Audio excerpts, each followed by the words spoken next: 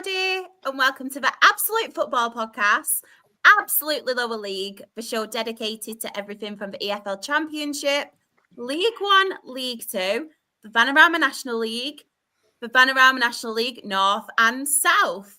And it's a double game week. So we've got a lot of football to cover, and I mean a lot of football. But of course, I couldn't do it on my own. And you know what? He's got it right. Kyle again. Legends. And what a great team we have tonight. I mean, look at us. Look at us. Don't want to call anyone else, but what a team. Smashing it. Anne, how are you? How's your week been? Yeah, I'm all right. Yeah, week's been okay. Apart from the football, but we're not really bothered about that. Yeah, good. Really good, actually. How are you? Yeah, I'm good, thank you. Thank you for asking. You're more than welcome. Jen, football aside, which we will get onto later, how are you? I'm all right. I'm doing all right considering everything. Just forgetting it's happening now, to be honest. But yeah, I'm doing all right. Not bad at all. Good to hear. Ben, how are you and how's your week been? Yeah, I'm all right. Yeah, it's been fairly long weeks, but actually, no, I've actually quite enjoyed the older. Was it 2 4-day weeks and everything we've had recently? And to be honest, I think the next one for May can't come around any sooner, to be honest. But all things aside on that, very well, thank you. Good to hear. Dan the man, I mean, someone who's happy about football and hopefully happy in life. How are you and how's your week been? Miserable as shit. I can't help it. It's been a terrible week. Absolutely shock horror. No, all's been good in the hood from my end. Can't complain. Just glad that everybody else has had a good week as well. More in the football. So, no, happy days. Happy days. Everyone's smiling. That's the main thing. And obviously, I mean, Tuesday nights, Dan. I mean, Sam's here, so I can't really say anything about Tuesday nights. Just call a spade, Shah. Say it as it is. Say it as you said it off camera. You can't leave us. You can't leave us on a Thursday. I'm sorry. You know enough about the championship to still come on. That's fair enough. I'll take it. I'll have to find a new championship team. So Sunderland next season, and as well. I feel like you can't lose two of you. You can't lose you. Don't do it. We're OGs. We're in this together. Spoiler alert here, sure. I don't think you'll lose two of us. You never know. And I feel like, Sam, don't do this to me. Evening, you wonderful crew. Raising a glass of claret in celebration for lovely Dan, in commiserations for lovely Jen, and for our lovely Shah, Anne and Ben, because I'm thirsty. As Sam did say, though, anybody is welcome on each and every podcast. So I'm just putting it out there. You're not allowed to leave, no matter what. None of you. None of you. But of course, we've got some wonderful people, obviously, in the chat. I did put a few comments up. So we have got Sam, we've got Chris, we've got Simon, we've got Kate, we've got Graham, and we've got Kyle. Oh, and we've got Johnny as well. Hi, Shah, and Jem, Ben, and Dan. On my way back home from a match that I was reffing, before you go any further, I just want to say congratulations, Dan. You completely deserve it. As to say, Johnny, I got the job done. I can't. Sam as well, even everyone in the chat. Kyla's put, I can't wait for the next 3 weeks. Exciting times. Fifey as well. We love Fifey. Ladies and gents, good evening. Hope the panel is well. We're very well, thank you so much. Even better for seeing you. We do love you. And Phil's rushing. What a podcast. Love it. But we do have to talk football. And we are starting with the championship today. So, Anne, do you want to start or should we let Dan? Let Dan the man. Go, let Dan go first. Talk to us, Dan the man. So we're going to start with the positive and get worse as the night goes on. Brilliant. No offense. But no, it's called Good Friday for a reason. And we had to keep doing our job. Obviously, we're looking over the shoulder at what Leeds are doing now. And we had to go to Vicarage Road and get the points. Luckily, we managed to come away there with a 2-1 win. Marred with controversy with the referee sending off Sissoko, but a lovely bit of shithousery from Zian Fleming, because when Sissoko got booked for being a little bit mouthy, Fleming, you could see Fleming going, wind him up. However, Fleming didn't need anybody else. After getting the equaliser, we obviously went back to the centre circle, and he was stood in his own half. He was stood in our half, sorry. So Fleming gave him a nudge saying, get back in your own half, and referee looked directly at Sissoko as he went over to Fleming and went, who are you pushing? And pushed him with 2 hands directly to the floor. Second yellow, straight red. Then they had another sent off. It was just comical, absolutely comical. The only bugbear that I had is that why didn't we finish them off when they had 9 men? But I think you can also push too far and sometimes leave yourself open to counter-attacks. So you do have to be a little bit wary. But yeah, it was a great game. Unchanged 11 from the side that had beat Norwich the week before, which we've not really seen a lot of under Parker. He's always made at least 1 or 2 changes, and he's kept the same 11 for the last 3 weekends. So it's been brilliant. And then obviously on to Monday's clash. That was just, probably a bit TMR, but nervous poos came in abundance. There's more than one. There was a morning one, an afternoon, a snack one. It was horrendous. But what an absolute performance it was from the boys to just get the job done. I was so relieved. You know what Wilder's like. He's a bit of a gobshite and says a lot in the media, but he just. His team wasn't anywhere near us in the first half an hour. We were absolutely fantastic, peppered them left, right, and centre, and I don't know. Monday seemed to be a bit of a blur. I'd been out since before the Leeds game, since about 2:00 that afternoon. So apart from seeing the ball hit the back of the net, I didn't actually watch the penalty. I actually turned round because I couldn't bring myself to watch it. But as soon as it went in, it just took me back to when we beat Sheffield United at Wembley in 2009. I couldn't move. I had to sit in a certain position. If I moved, I felt like I was going to be a bad omen. It was very much like that. But then just the scenes of players on the pitch, players are on the pitch, that's obvious. Fans on the pitch was just something else. What a job Scott Parker's done. He was dealt an absolute real shitstorm at the start. Every player coming into his office going, I want out, don't want to be here. And now I look at the players that decided to bugger off to Ipswich. Arrow Murich and Dara O'Shea. I want out. Well, fine by me if you think you're Billy Big Bollocks. See you later. And then we'll wave at you on the way past. We'll just wave at them on the way past. It's one of them things. So glad for Brownhill managing to do the job against Sheffield United. It's just a shame that it's looking like we are going to lose him. He is out of contract, so I am devastated that we will lose him. But if we can tie CJ Egan Riley down, that'll be something else because he's available on a free at the moment. Just onwards and upwards and looking forward to next season. Fingers crossed everything's going to remain positive. Everyone's been saying about Vardy, but I don't want him. I know he's still got a little bit about him, but no, I'm fed up of being that Sean Dyche retirement home. It's been something else, and he's done a remarkable job. I mean, a lot of people say, "What? You came down from the Premier League. He's come in. He's got previous experience in getting sides that have been relegated, promoted, but."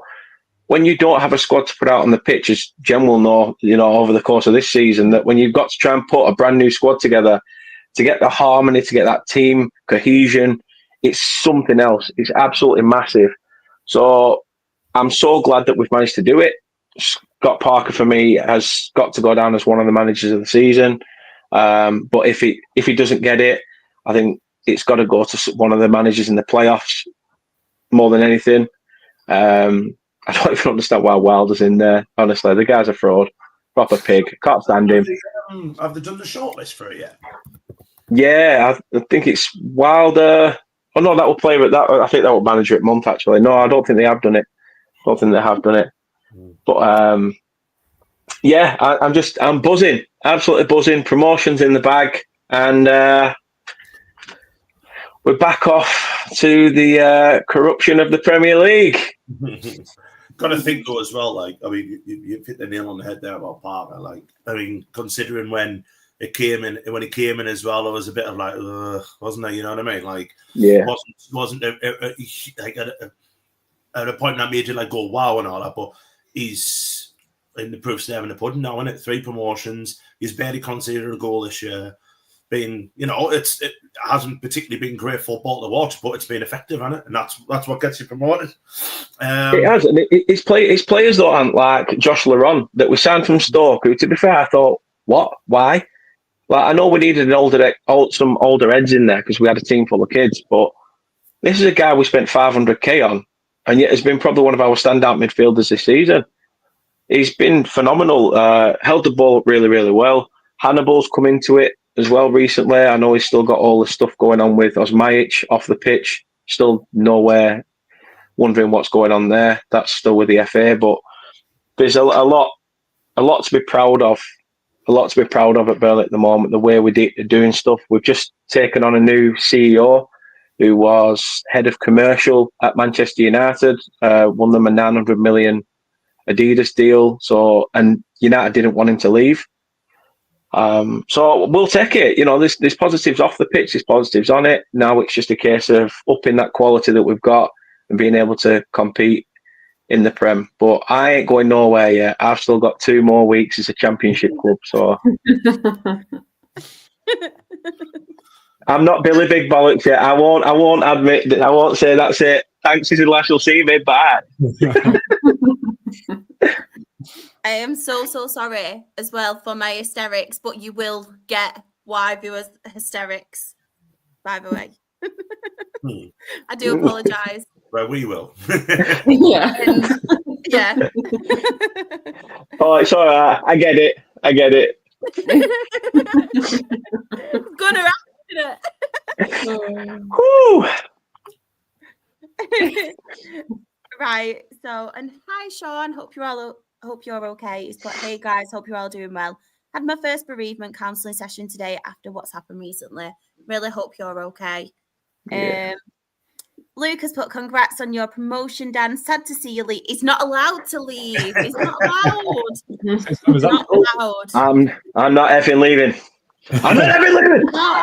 No, it's just going to go on loan for a little while, aren't you, Dan? And then come back.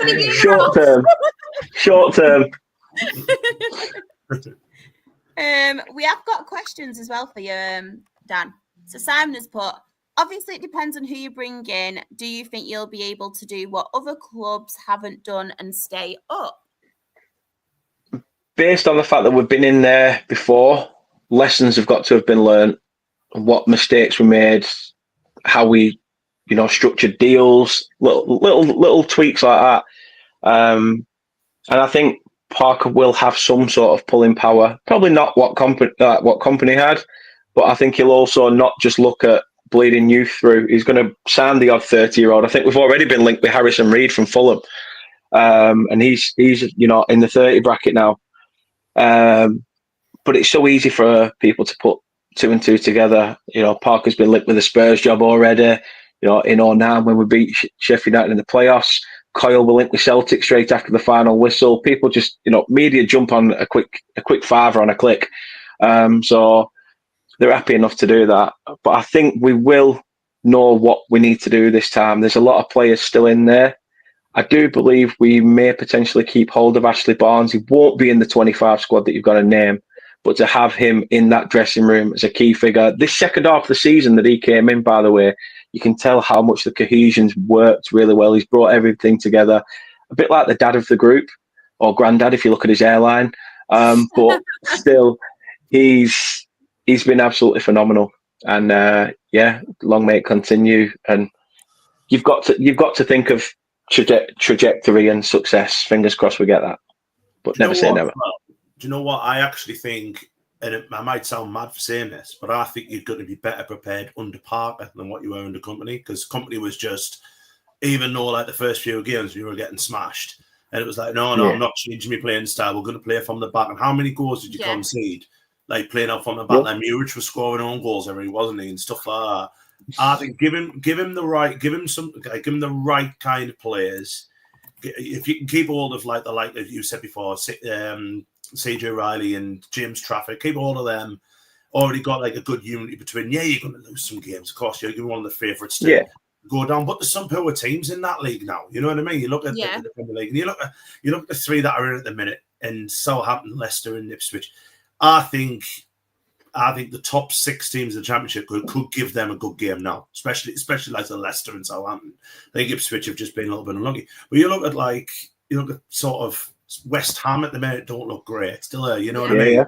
Yeah, they're going to have a lot more money than what whoever goes up does. But why not? I just think why not? And it might need that, just a little bit of luck, a little bit of whatever. But fingers crossed. It's like I've said to people in the pub though as well, that we have got with Parker a little bit of Company ball, trying to play it about a little bit, but we have that defensive Dash-esque structure.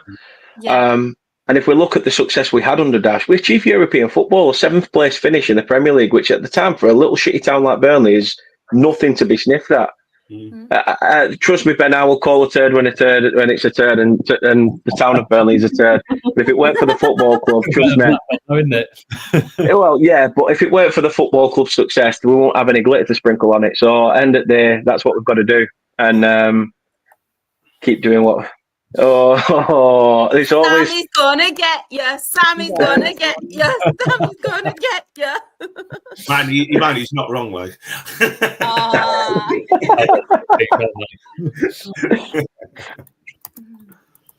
See, they were a surprise for me, Sean, Southampton, because I thought the way they went about things, dropping down to League One, rebuild, that they would have come back and put up quite a fight, but nah, absolutely abysmal.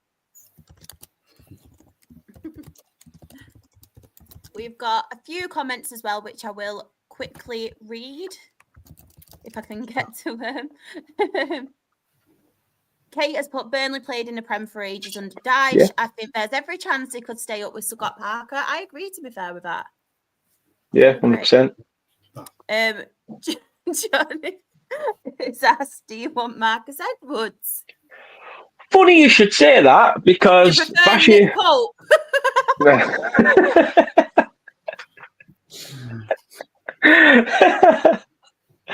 Nah, he's lying in state for too long.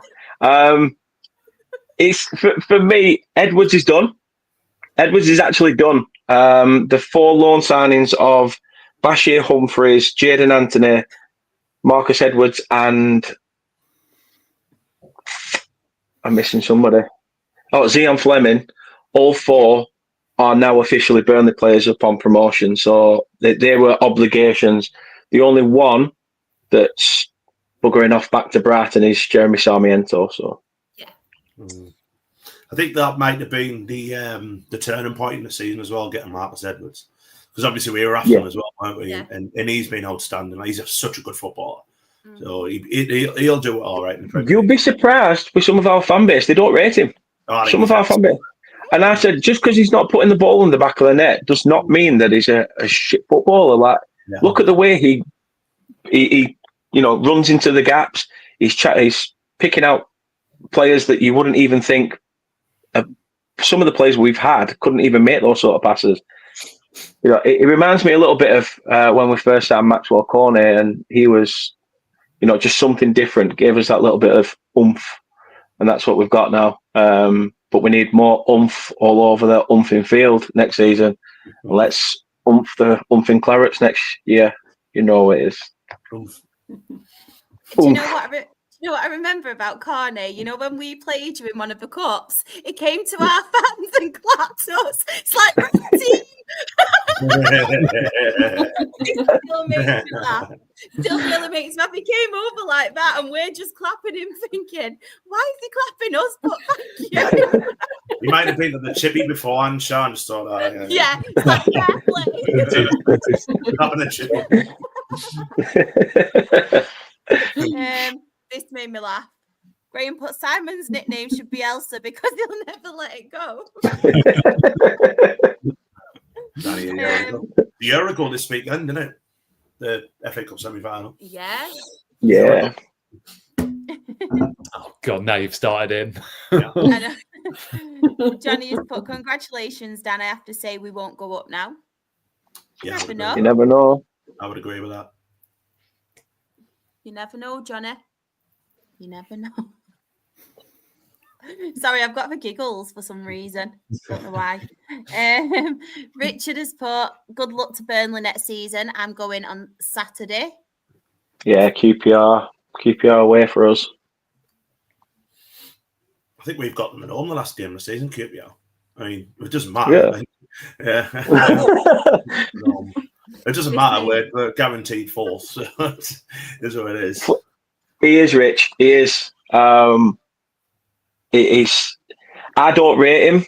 I don't rate him as a striker. I know he's got 10 goals this season, but I don't rate him in that position. I think he's much more useful as a 9 than a 10. But our game's coming up. We've got to look at what we've got to do. We've got QPR away and then Millwall at home on the final day. Yes, we are looking at Leeds next to. They've got Bristol City away. Bristol City at home, and then Plymouth away on the last day. So it's much harder for Leeds when you've got two teams fighting for the points for playoffs and fighting for points for safety. Yeah. We just need to do our stuff, because like they said on the promotion tweet that they put out, we have been promoted, but the job's not done yet. So let's keep it going. As much as I would like to see us win the league, I also think as well that have two teams with 100 points will be quite special. Normally you get like... Yeah, I don't think it's been done before, has it? No, I don't think it has. No. And it will be quite special to see two teams do it, and it just goes to show the gulf between them two and everybody else, to be honest. I mean, I'm over them with 76 points or whatever you've got nearly 24 points more. But I think it'll be great. But do you know what? I think you'll do it because I think Plymouth will beat Leeds on the final day. I hope so. But can you imagine that? Like a Grimms put there. Imagine getting 100 points and not winning the title. You know exactly what's going to happen though, because Scar absolutely love Leeds, don't they? I mean, look, we've all got one, haven't we? We've all got a Leeds season ticket. It's all right here. We've all got one. So the trophy will be at Plymouth, probably thinking Leeds are going to do it, and we'll have to have another blow up trophy again and do all that job. Yeah, we've had to do it twice now because Sky have done us over and thought, nah, you're not going to win it. So they hate us. Honestly, it's so frustrating. You'd think they have a replica of that win, yeah? I know. Well, yeah, we have now. We've got one in house that we bought a replica. I just couldn't grab it out of the trophy cabinet, hold it up again. That's nice to do it, surely. Well, yeah. I don't see why not. Anne, do you want to talk Sunderland? Not really. Oh my God, this was a really great segue. Do you know what? I'll talk about it because it's basically what I've been saying for the last 2 or 3 weeks, that we just wake us up when the playoffs start, really. Two games where we played two different teams, as in our first 11. You put what would be one of the big choices of first 11 out on Friday against Bristol City, and that game got ruined in the 7th minute when the referee deemed that Trey Hume, who very minimal contact on, I think it was Natty Wells. Wells has touched it away from goal. Little bit, I guess, a tiny little bit of contact. Wells made some most of it. He goes down. Referee, in his infinite wisdom, gives a red card. Game over by then. But we took the lead through what I've got to say, for me, is the goal of the season in any league. In Eliza Mayendo gets the ball from his own penalty box, just runs past every single Bristol City player in sight, cuts inside left foot bottom corner. Brilliant goal. We tried to hold on. Rob Dickey scored a nice finish, to be fair. And then they got one near the end, deflected in. Again, I keep on saying it. It would have been nice to have won, but it put Bristol City up to 5th. We could probably are playing Bristol City now in the playoffs. Looking at that game, I fancy us over 2 legs against them, to be totally honest with you. But fair play to them. I think they've had an excellent season. And we've just mentioned before about Manager of the Year. How on earth Liam Manning isn't in anyone's thoughts is beyond us. He's done such a marvellous job there. And you know what? I think they'll be all right, I think Bristol City, if they don't go up this year, we'll have a really, really good. Yeah, you know what? If that's a red card, I'm the Pope. You know what I mean? Honestly, it's never a red. And it just goes to show these referees are just absolutely hopeless. And then on to Monday, I was obviously, Dan wanting us to beat Blackburn and all that stuff. And we put a team out. We had Joe Anderson playing at left back, who made his first start for us 800 days after signing for us. So that goes to show how far we rate Joe Anderson. He actually had a quite good game, to be fair, but the likes of Harrison Jones, who's a young lad, he was playing. I think we gave a debut to someone else as well. We had a couple of young ones on the bench. It was just an exercise where we were. It was the same on Friday. We took our best players off on Friday after 60 minutes, but it was 1-1, and we're just trying to put some minutes into legs in case we need them. But we've got players coming back now. We've got Dennis Serkin, who's I think making an appearance on Saturday. Probably won't be starting, but making an appearance. Romain Mundell's going to be the week after. We're going to have a lot of players fit. And then I think what he said was what Reggie said, that starting on Saturday with Oxford, we're in playoff mode now. Where he is going to pick the best 11 available to him. So hopefully we can get a couple of points. But for me, it doesn't matter. It doesn't matter at all. And we've had loads of ex-players on certain podcasts this week. And on BBC radio shows saying that momentum doesn't really matter. And this is coming from ex-players saying that they'll have it in their heads of when they need to show up, and that'll be in the playoffs over 2 legs and then a final, hopefully. So I'm not worried. I'm really not worried at all. Yeah, you'd like to win games, but you look at that, we're going. If people say we're kind of sleepwalking in the playoffs, I disagree, because we've got the quite luxury of keeping players fresh, keeping players fit. Keeping the likes of Joe Bellingham, Chris Rager, who are going to be massive. Enzo Lefebvre, who's come back. I mean, wrapped in cotton wool, really.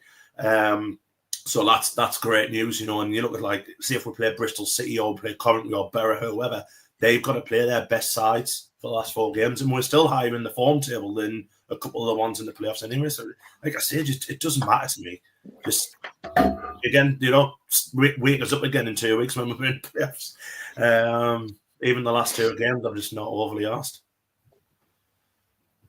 There's a lot of people, by the way. And as Johnny said, he's a ref and he doesn't think it's a red card.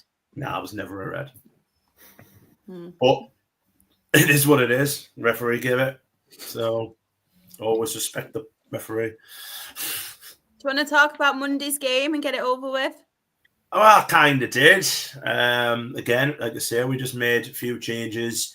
We actually played okay. We actually played well, actually, considering the changes that he made. Like young Tommy Watson, who's going to Brighton, he's come under quite a lot of criticism and probably warranted criticism because it looks as if he hasn't been trying, but he actually had a really good game. Young Harrison Jones came in and played really well. And in the second half, I mean, they scored. It's a nice goal through. It was Tyrese Dolan scored a really nice goal, but again, second half, we did pepper them, but we just couldn't get the ball in the back of the net. And Wilson Isidore. That's the only thing that's worrying us at the minute is Wilson Isidore is in on form. He needs a goal really. I still think that double penalty against Burnley's affected him, and he needs a goal. But Eliza Mayenda, who the other striker who we've got, he came off injured against Blackburn with a concussion, so he's out on Saturday. So it gives Mayenda another chance to, hopefully it gives Wilson a chance to get a couple of more goals, and fingers crossed he does it. But difficult game Saturday, we've got Oxford who we're fighting for their lives, and then we've got QPR at home, which will be, a dead rubber really. We'll see what happens. Just as long as we don't get any more injuries and get everyone fit for the playoffs, I really don't care what the results are. And that sounds really silly, but I just don't. We're guaranteed 4th. If you give me 4th at the start of the season, I'd have bit your hand off. So we're here. and hopefully in about 2-3 weeks' time, we're in the playoff final. See what happens. Just wanted to pre-warn people as well. If I put up the wrong comment from the chat, Luke has got his match reports in early. And there's like pages and pages, so I do apologise because there's a lot starred for later, but it might need to nip off later. That's why I've got them all in, so I do apologise. Anything could come up. But let's have a quick look now on Friday's fixtures. Do you know what, Anne? I will come to you again. Is there any standouts or any on here you want to give a mention? Just for to look out for next season, to be honest, is I know Blackburn are kind of playing their way back in the form. They've got a little bit of momentum, but keep an eye on Swansea for next season because I think they've won 5 in a row now, and they're kind of they're not going to be made the playoffs. I think it's impossible. It's a little bit too late, but it's a team to watch out for. You know, they really are going to be. I think they'll be a force next season. So that's really, I mean, the obvious standout was probably Pompey beating Norwich and getting. I think they're now safe, aren't they? They've secured a championship place next year. So well done for them. But Colby Bishop's out of contract for them at the end of the season. So if they can't keep it all in, they're in big trouble. He's a cracking striker, but there's not much there that takes me out. I've got to be honest. Well done on nobody drawing, I suppose. No, I was just about to say that. Quickly just go to the chat. Simon has sent in his match report. So West Brom at home, we were the better of 2 poor teams. Plymouth away, they should have been down to 10 men, but that's not an excuse for us being shy, especially our goalkeeper. Yeah. Like I said, you need someone like Nick Pope. I love Nick Pope. He's my favourite keeper. Yeah. But remember, though, it's all right, though. Everything's all right with Burnley because they beat Sunderland 4 weeks ago. So True. Might not even make the playoffs. Chris has pointed one out as well. This would probably be mine as well, to be fair. Massive win, obviously, for Luton. Needed it as well. In the chat as well, Richard has put Watford have fallen off a cliff. Loved the Blackburn result. Sorry, Dan, that's what Graham put. Scumbag.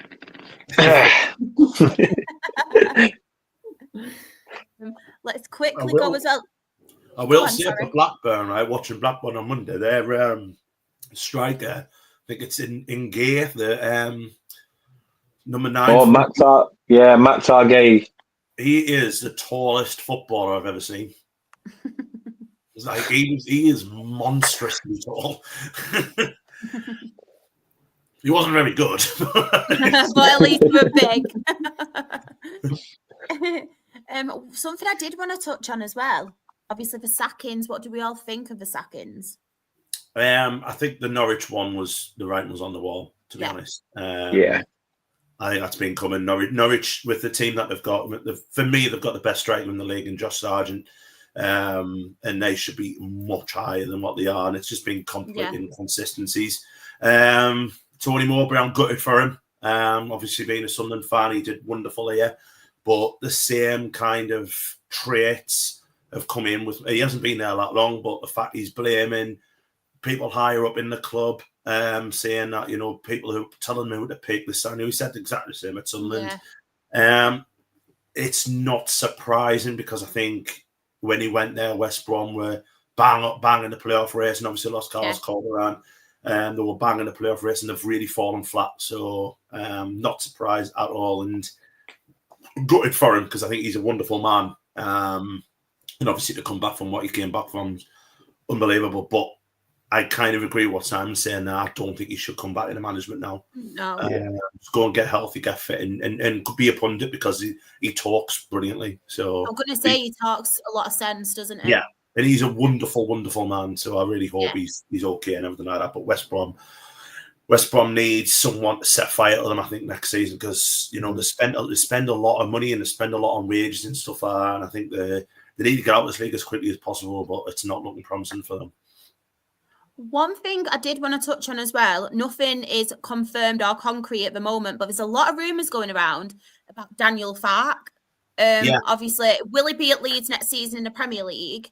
Do you think he deserves a chance, obviously taking him up from the Championship? Because I know we've seen him and what he did at Norwich while they were in the Premier League. Obviously, they did go back down. But Leeds is also a different team. They've got a different budget and stuff as well. Do you think he deserves a chance, or do you think... Do you want to take this one, Dan? I've got it. But... You can say whatever you want. I'd say give him a chance. If you are going to do it now, please. And then you can falter a little bit. But no, I think you've got to give him a chance. It's pretty much like us with Scott Parker. Everybody's written Scott Parker off because the fact that when he got to the Prem, he's not done a great job. Give him a chance. Give Parker a chance. I think what he's done at Norwich was different to what he's got with this Leeds side. He's going to have, Jack Harrison, I think, comes back from Everton because he had a second loan there. So they'll have Harrison back. It's not just that, but some of the players actually stayed at Leeds because of Farke's announcement. Like Brendan Aronson apparently wanted to go back out on loan. When Daniel Farke came in, he's like, "No, I'm going to stay. I'm going to do everything I can for Leeds." You know, they've kept hold of some really big players, and DJ Cap Allard, love that. Congratulations, thank you. But yeah, for me, I'd say stick it out. You know, I think you've got to look at a Prem season in 3 sections: 10 games, in another 10, and another 10, and see how it goes. But then first 10, you'll sort of find out whether the team's gelling, the players you brought in are going to be good enough. After that, then maybe start asking some questions. But I think after the season is give them, who are they going to look to? Who really are they going to look to? Well, I think there was a reason that Will Still was on Monday Night Football on Monday commentating on the he was in the studio money for the Forest game, Forest and Spurs. Yeah, I liked him. I think there's a reason why I liked him. I think there's a reason. He was brilliant on it. Like, don't get us wrong, but do you know what? I'm kind of in the camp of I can see why they would do it because of his history in the Premier League. He hasn't. But the problem is with Daniel Farke, we get these like clubs who are too good for the Championship, not good enough for the Premier League. And I think Daniel Farke's that manager where he's just not good enough. Whereas I think Scott Parker probably I would give a chance at Burnley. Well, I mean, he will get a chance anyway, but I think I would give him more of a chance. I think if Leeds are thinking ahead and thinking, well, we need a top quality manager, but the problem is who they're going to get. I mean, they're thinking Jose Mourinho or something along those lines. I saw that. I did see that. I think it would be harsh. I think it would be harsh on him. But the thing is, with the team Leeds have had this season, I think any manager worth his salt would have got them promoted because they're a cracking side. But you know, it would be harsh if they got 100 points, won the league, and then they sacked him. Right? I must admit. Yeah, definitely. Yeah. We've got as well Channel NEM or NEM. Don't know which one it is, but Will Still's missus has been in and out of hospital in the UK at the moment. I know. Sean has apologised for his joke. Never apologise for a joke. We love the bants on here.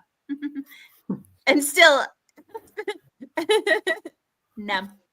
No. No.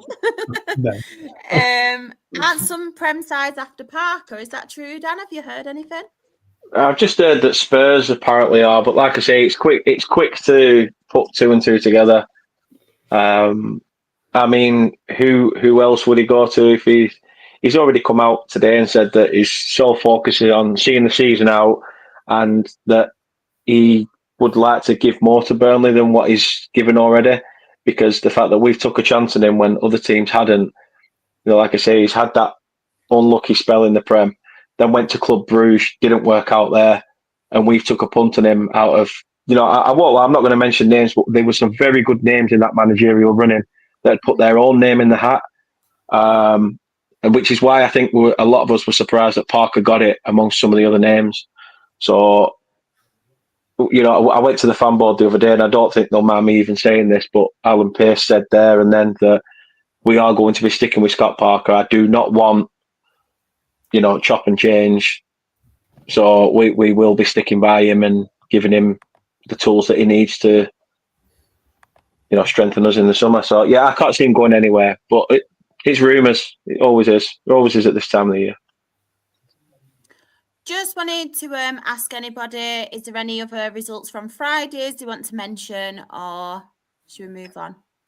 Well, the only other one I would probably say, obviously amongst Luton, actually, to be fair, Stoke City beat Sheffield Wednesday, because actually Mark Robbins has probably been under a lot of pressure, and they would, had they not taken maximum points, they'd be sitting only the point above relegation zone. And to be fair, I think only a couple of weeks ago I said that I think they're going to slip into the bottom three, but that win might just be enough now for them, to be fair. So it's hit the 50-point mark, and it's a big task for the teams at the bottom. But I think there'll be a massive amount of relief around Stoke, after that, because they couldn't afford to drop into League One, to be honest. That would have hit them so hard. So please them up, Robbins, to get that win for them, and it just keeps them away from it, doesn't it? Do you know what I just thought as well? That result you were talking about, we didn't do our Come On Wednesday. In our group chat. I feel like I've ruined the week now. I know. Set yourself an alarm every Wednesday now. Every Wednesday. Yeah, all of us. 1 minute, like after 1 minute past Tuesday's midnight. finished, 1 minute past midnight. Come on, Wednesday. You know it's happening now. I'm going to do it all day next week. Just to the one on prove Monday my as well, though, so that kind of they got back into it, didn't they? Yay! Come on, Wednesday, everyone. Jen, any standouts for you on this one, or any you want to mention? Ways and Stoke, 6-0. Absolutely brutalised Stoke. There was just no need for him to do it like that. Like, yes, we're probably going to get promoted, but don't batter Stoke 6-0. Just calm it down, lads. Chill out. But To be fair, Jen, everything that I said in the pub just went wrong. It's like, yes, no Dan James in the starting 11. This could be brilliant. Stoke have something to play for. This is good. There's only 10 goals in it. If we can put Sheffield United to the sword, this will be brilliant. But it's like, 16. Okay, maybe this is going down to goal difference. That was the only positive. It was horrible. Yeah, there was just no need for him to do 6-0. Like, There was no need. that felt for the Stoke fans. Just that ball That game. was awful. Yeah. Shouldn't be doing it. No, that's right. One team you do mention as well, Jen, and Richard has mentioned it. Yes. Plymouth, great result for them.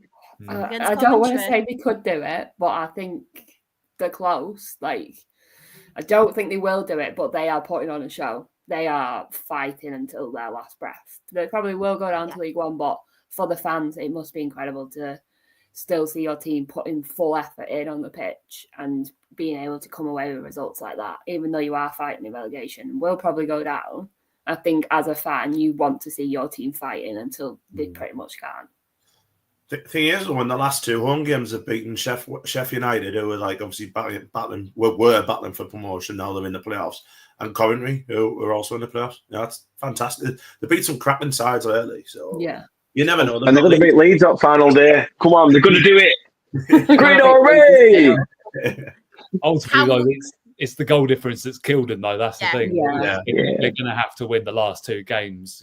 But they're already 3 points off, but minus 37. I mean, they would have been regretting some of those points. I always remember the game I watched a couple months ago when they played Burnley and lost 5-0. And I was like, they couldn't have been so more worse defensively if they tried. And you think these games like that, they'll be looking back on and think, if we'd maybe just shortened up a little bit more defensively, we might have had a chance. But they need a miracle, but it's not out of the question yet. Still 6 points to play for. Sean made me laugh with his comment. And can we just take a moment, right? It's only been 3 years since the first episode of Absolute Football Podcast. Wow. And Simon has found a positive. The best thing to happen at the game was a free cake. Love it. Free cake. What cake was it, Simon? We need to know. We need to know. Next question is, did he have an Oggy Oggy pasty? Yeah. Yeah. And was it ruled out by VAR? I'm joking. I feel like I'm on form tonight. You're doing well. It only happens once in every few months. Today's the day. There's a lot of chat about Plymouth, so we will talk about that. Biggest regret for Plymouth is a Rooney hiring. 100%. Yeah, definitely. That's what their manager came out actually in his press conference and said, if I had the team for all season, I think we would have stopped up. And you can't really argue against it. But yeah, it is what it is, isn't it? Definitely. This one as well. Pompey staying up, ole ole. I feel like I'd sing that, sorry. Fair play to them. He's done well. Really good. Richard thinks Luton are going to go down. But a very good win again for him, to be fair, against Bristol City. Yeah. Really good win. I think they might get out of it personally. I think I Derby, do. I think that defeat for Derby, I think Luton beating Derby psychologically is probably going to have Luton, the advantage over them, because I think if Derby, that was the ultimate 6-pointer, because Derby win that, Luton are 5 points off, with 6 points left to play, and they wouldn't have stayed up. Let's be honest. But I think now the tables have turned a little bit, and I think Derby are going to slip in, even though they beat West Brom. I still think that Luton might just do it. I hope they do. I'd like to see them do it, but it'll be close. I think Cardiff will go. Yeah. I think that's probably because they sat their manager, haven't they? Because he said something really stupid last week, didn't he? But I think they're the only ones. I would literally throw my hat in the ring and say I think they'll go. The others, I'm not sure. Ben's just said regarding Luton, they have got that. They're hitting form, finally hitting form, but we'll see what it's going to be interesting. It's going to be more interesting at the bottom as it is at the top of the last couple of games. That's for sure. There's only like a couple of teams can get into the playoffs. Look at Millwall. I mean, even Blackburn, the way they're coming. But that relegation fight, unreal. I'd love to play Blackburn in the playoffs. Just looking at that. Give us Blackburn twice. That'd be good to watch. Someone correct me if I'm wrong, but I think Plymouth would have been relegated. Yeah, they would have done, but you didn't. Yeah. So. Someone said that, didn't they? That Aaron Ramsey getting a manager's job is the reason that the Pope died. Oh my God. That's a massive fixture, isn't it? Saturday, Luton and Coventry.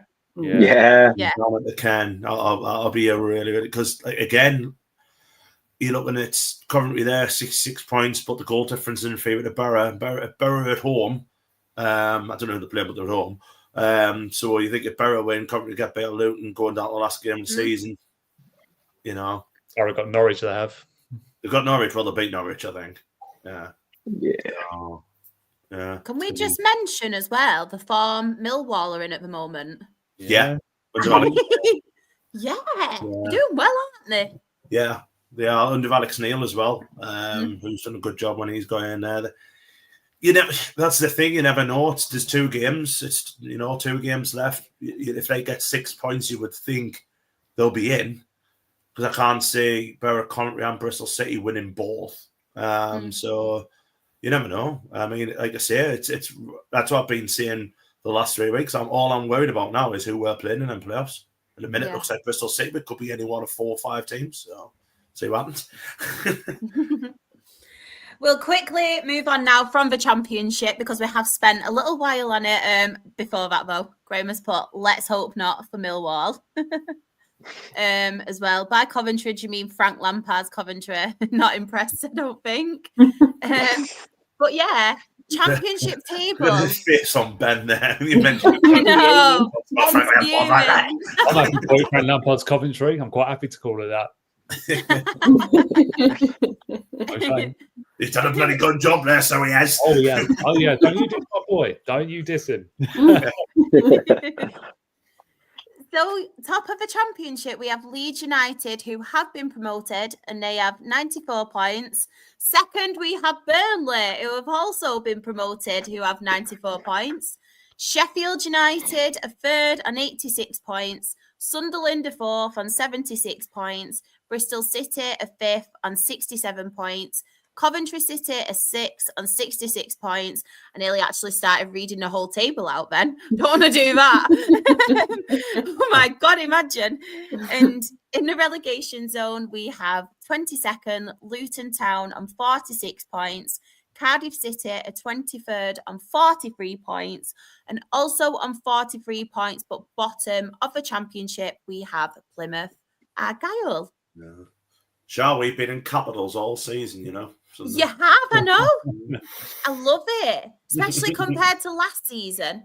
Yeah. Yeah, we don't talk about that. I saw in the chat before someone mentioned Michael Beale. I was going to delete the comment.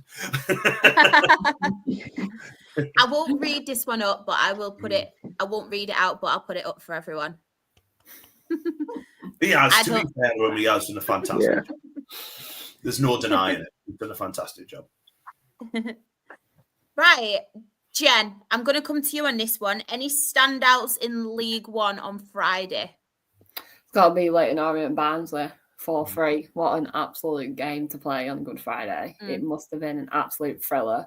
I have a friend who's a Leighton Orient fan, and she went to the game, and she was just like, they didn't expect to be in the playoffs this year, and now they're there. They're like, they really could do it now. Like, she never fully believed, but I think now that they're playing well, they're doing what they should be doing, and they're winning the games that they need to. So I very much think Leighton will be in the playoffs, and I think it's such a nice little club as well. It's proper like a little family club like Morecambe is. So it's always nice to see other clubs like that doing well. I agree with this as well. It has been amazing this season for them. Alad has put as well, really don't want to talk about the Rovers game. We were not great at all. You don't have to. Don't worry. Don't worry. As well, I have realised I've made a mistake. I've not put Stevenage in red. I do apologise. Before anyone points it out, I'm getting there first. Michael has put Wrexham versus Charlton on Saturday at League One match of the year. Yeah. It's a big one. Really put it back. Okay. Alad has put as well, only started going well roughly around the 60th minute. Ben, any standouts for you on here? I probably would say Cambridge beating Huddersfield. They're sort of delaying the inevitable. They are going to go down. They're still 5 points off, and you know they need to win the last two. But again, they like Jen was saying about clubs that still putting in that effort when it could easily just be easy just to go through the motions and that. But they're still fighting. It's a case of just finish with a little bit of pride for them, and that's a great away win for them, Huddersfield. And I think they'll be kicking themselves a little bit, Cambridge, because had they brought in the management team maybe a little bit earlier, they maybe could have got them out of trouble, because they picked up a couple of good results in recent weeks, but ultimately they've left it a little bit too late now, and they've left themselves too much to do. But yeah, terrific win for them on the road at Huddersfield. Simon has pointed out the Rotherham 3, Mansfield 3 result. I'm just going to quickly go to the chat because Graham has sent in his match report. So I don't know if Sean will send one in. I'm not sure. But yeah, Graham has put the Northampton at home game. Not our best by any stretch, but it's about the result at this stage of the season. Full credit to Northampton. They played really well, but we took the chances we had. And he's also put, I agree with this. When you've got Matty Godden in your team, you've always got a chance of winning games. What a player. I love Matty Godden. I think he's a really good player. Dan, any standouts for you on this one? I'm going to say Blackpool 3-1 away at Stevenage. I've not watched a lot of League One, but I did used to speak to a Blackpool fan online called Lee. Decent guy, and every now and again he puts like match vlogs up, and it's nice to see like Blackpool doing well. There's the odd team that you used to root for as an underdog when they've done well in your division. Huddersfield were one of them until I met a narky Huddersfield Town fan, and now I can't be arsed with him. So. It's like when you hate that player because he's been an arse for you on Footy Manager or something like that, and then you see you can't stand him in real life. We all know it. But no, good result for Blackpool to get points on the road as well. And any other standouts for you, or Not often that I'll talk about a 0-0, but a few weeks ago we had a lot of Birmingham fans on saying that they'll absolutely destroy the Championship next year, and you can't in big Crawley Town at home. So that's all I've got to say about that. They called us salty as well. Not salty. All I've got to say about that, Chad. I'll come to you first on this one as well, Anne. Any standouts or any you want to talk about on this slide? I'm going to mention Stockport because obviously Claire's not here, but that win got guaranteed in the playoff place, and you just got to think, like, obviously coming up from League 2 last year, we said at the start of the season, I think that they need to take it on the chin and maybe get a mid-table spot. But the job that Dave Challoner's done in that club, and his managerial record, I mean, it's like, I don't think he's ever not made the playoffs or something. I mean, like, he's going to be a manager next year. If they don't go up, I think someone will take a chance on Dave Challoner in the Championship. 100%. I think someone needs to take a chance on Dave Challoner because he's done an absolutely magnificent job there. And I'm really chuffed to bits that they've got in the playoffs. And it's a lottery. You never know what will happen. You wouldn't put it past them. You really wouldn't. And everyone thought when whatever his name is, when he was like, when he left with his knee injury and all that, so he went to go to the Hull, didn't he? And they went, they'll fall away now. It goes to show that they're not a one-player team. They're a side. They're a good side. So fair play. Well done to Stockport. Mm-hmm. This made me laugh what Graham put. Birmingham fans on Twitter are all trying the experimental Viagra eye drops as it makes them look hard. That made me laugh, that. Kyle has put as well, getting Stevenage. I know. Bristol Rovers aren't doing very well, have they, to be fair? Not doing very well at all. Blackpool, I don't mind talking about that. I think we've got a very happy Aled. I'll just quickly go here. So he's basically put, I tried to assure myself that another season in League One is great. Then Wrexham on Monday put a spanner in the works. Tell us all about it, Aled. We want to know. While we're waiting on that, who shall I come to next? Ben. Any on here? There's got to be only one on this page for me, and it's Wycombe 0, Charlton 4. Like where on earth did that come from? Yeah. And that's the thing. Obviously, we're talking about Wrexham and Charlton being an ultimate game, and look, this is Charlton's chance to show now that they are being serious about contending. Because obviously, if they win, and even if Wycombe were to win, that puts 2 points in it going into the final game of the season, and anything can happen. And I think, to be fair, Charlton, I think if you're putting your money on it at the moment, I think out of the teams in the playoffs, I think they're the ones that I would say have got the best chance of going up. The way it's gone, particularly the second half of the season, because they had a little blip sort of mid-period and everyone was questioning Nathan Jones, whether he was the right man to take them into the Championship. And now they've just, in recent weeks, they've just absolutely blitzed it. And to be fair, it is a cracking League One playoffs at the moment. Like, it really is. Hard to call, but I think just personally, I think Charlton are probably going to have enough, to be fair. But again, that all depends, if they can react to Saturday's occasion, because it'll be a huge occasion. As Nathan Jones said, they've got to go to the circus and get something, haven't they? So I've been. That's one game you certainly love to be at as a neutral. Put it that way. It's going to be a full house, and the atmosphere is sure it's going to be incredible at the racecourse. Do you know what, as well, with him, with Nathan Jones, I know his reputation kind of got sour because he took that job at Southampton, didn't he? And it just didn't go well at all for him. He was probably a bit too soon for him, but he's done excellent jobs at Luton when he was at Luton. It really got them promoted, didn't he? And you know what? I think they'll go up. I think they might just sneak in the automatics, If they beat Wrexham on going into the last game of the season, whole momentum's with them. And I can just see it happening, to be honest. And Wycombe have got Stockport in the last game of the season as well. So there's a chance there for them to drop points there. So I think you're right, and I think they've got a great chance of going up the automatics if they win on Saturday. That is a big if on that. If they don't, then they will have to set for playoffs. But that's the thing. I'd love to be watching that game. Unfortunately, my mate's done game, so I won't be able to watch that one. So I would have loved to. Wickham got Leighton Orient as well, like on Saturday, and Leighton Orient, in and around the playoffs. That's not going to be an easy game at Leighton Orient. So that'll be, Is that a local derby? It will be, won't it? Late night and Wickham. They won't be too far away from each other. It's not quite a local derby, I don't think, but like still, in terms of the actual bigger picture, isn't it? It's still be. You expect it to be a full house there at Brisbane Road, wouldn't you? Yeah. Jen, any standouts for you? I'd probably say Reading, Mansfield. Huge 5-1 win for Reading. And with everything obviously going on off the field, it's amazing to see what the team is doing on the pitch, no matter what's going on off it. They're putting in a performance for the fans. And I really, really hope they manage to get in the playoffs. And if they go up, fair play to them. But if they stay in League One, that's massive as well. You got any, Dan? Just one draw in the league, 1-1, Barnes of Peterborough.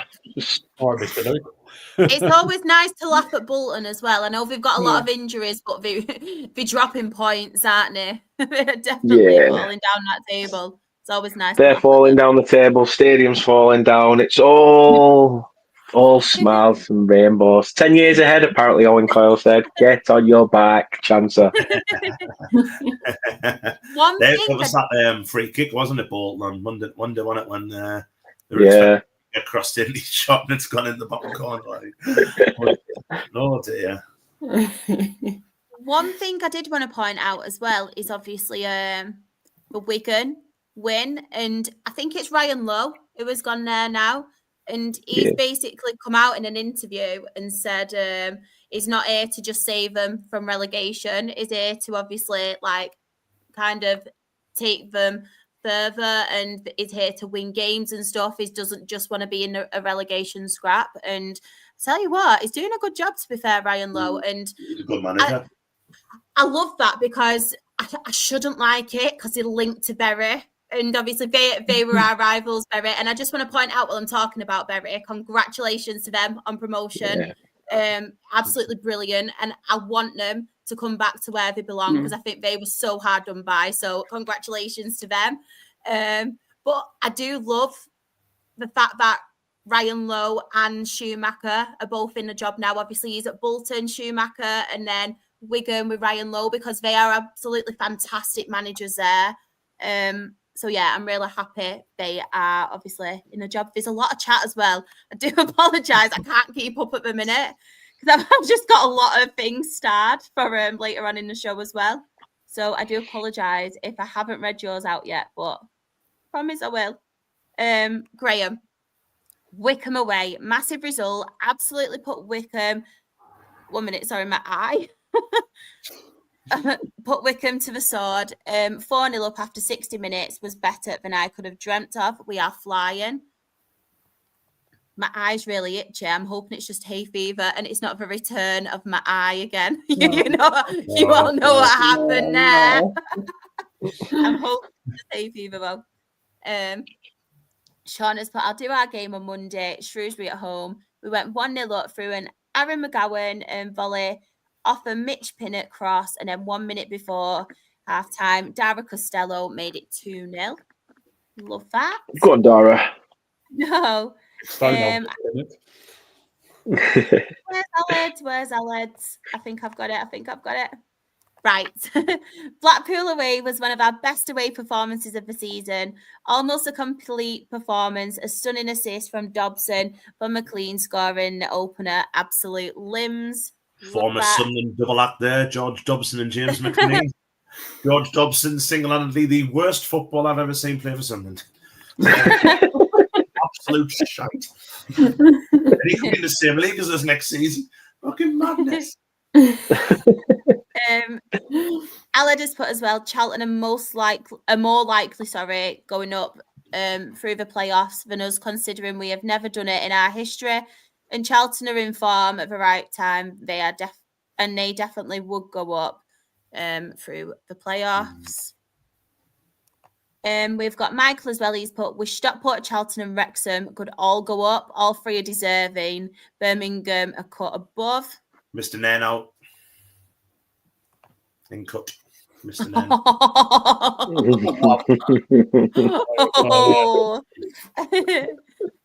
Graham put as well, George Dobson was fantastic for us, and Aled, he loves Dobson. Has he still got that really weird haircut? Because when he was us, he had like a 90s ball cut that went round, but it just looked so bad. And he was just awful. He was terrible for us. But I'm glad he seemed a nice bloke. So I'm glad he's turned his career around. He was so bad. James McLean was all right, though. Yeah, I liked him. Just tell us again, how bad were he? Oh, he was just shocking. Like, honest, I can't think of anyone worse at the minute, and I've seen some absolute crap go through our team. Like, probably being harsh because we had Will Grigg and Danny Graham twice, and they were awful. But Dobson was up there. Like, he has a ponytail. Oh, good grief. I forgot this. Sorry, as well, Sean's. I didn't actually see it, sorry, Sean, because I think I was rubbing my eye at that time, literally. So I do apologise. My eye is really hurting. Coming back, I know it. He has a ponytail, by the way. Mental. So, the League One table. So, top of it, Birmingham City. They are champions.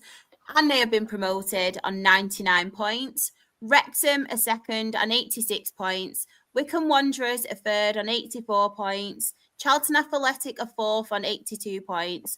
Stockport County are fifth. Sorry, I nearly said sixth. Claire will shoot me. Fifth on 81 points. Leyton Orient are sixth on 72 points. And then in the relegation zone, in 21st, we have Bristol Rovers on 43 points. Crawley Town are 22nd on 40 points. Cambridge United are 23rd on 38 points. And Shrewsbury Town are relegated. They are bottom of League One on 30 points. Jen, should we go to you? Oh. We don't have to. We can do the other results first if you want some more time. No, it's fine. Sure.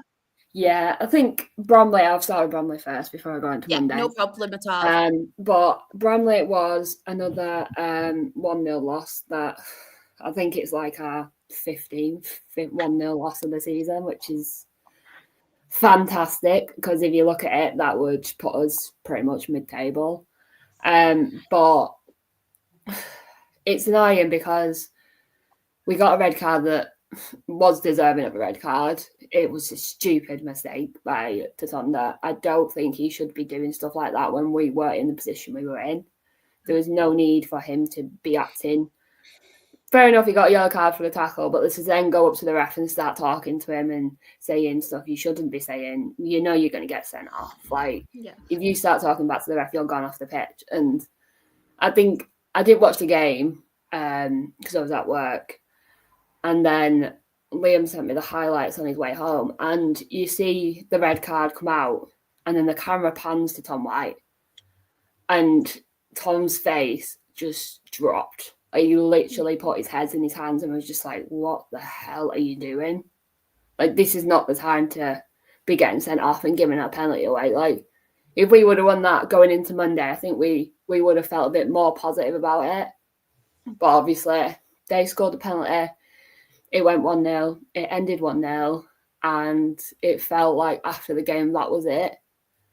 Because realistically, we had to win 4 out of 4 games and we've lost 2 of them. Like, it's annoying when you think the players are trying on the pitch. It's as simple as that. They have put their heart and souls onto that pitch. We are a squad of 24. We have our academy lads, but they also have games to play. They also have college work to do. They're not just 17-year-olds playing football. They've still got to do things in life, do the school work, do what they've got to do. Yeah. And I think, obviously, now the academy lads are being brought on a lot more. Like, there's a few that are being put in the first team for the last couple of games now.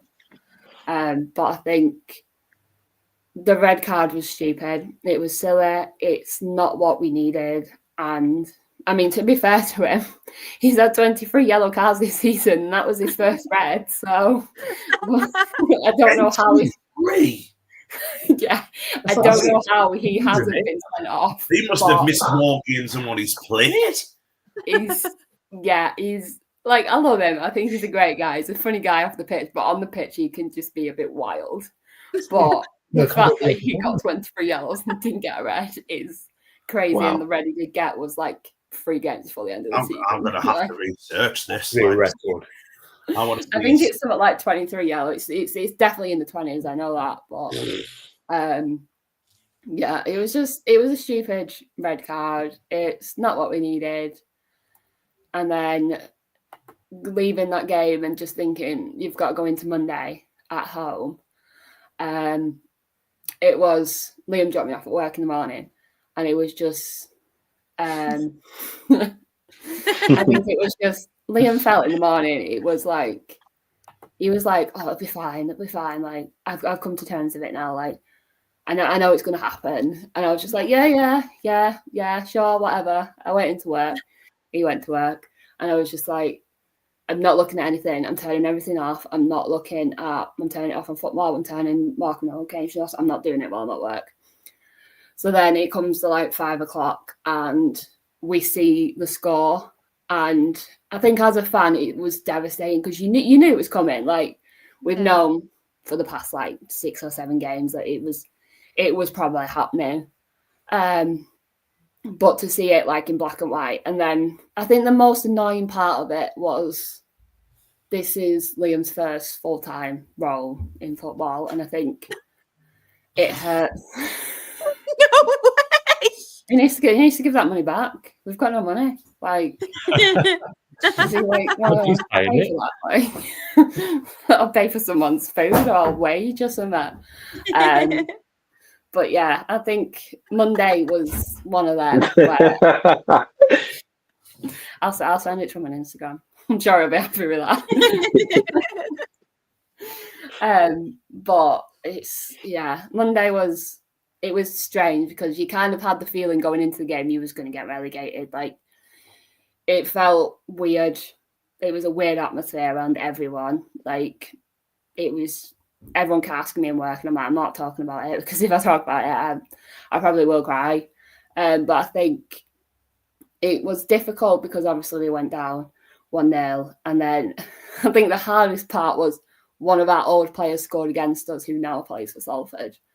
But speaking to my friends, and they said he did not celebrate 1 ounce. He just stood there and was like, I don't want to do this, but he's going to play for his team. That's it. Like, no matter what, any player that comes back to Markham will come back with respect. It's as simple as that because not one of them players has ever not put their heart out there on the pitch. And obviously when the game ended, the relegation was confirmed. It was probably one of the worst feelings I've ever had. I think thinking about it, obviously going down to National League, only one comes up.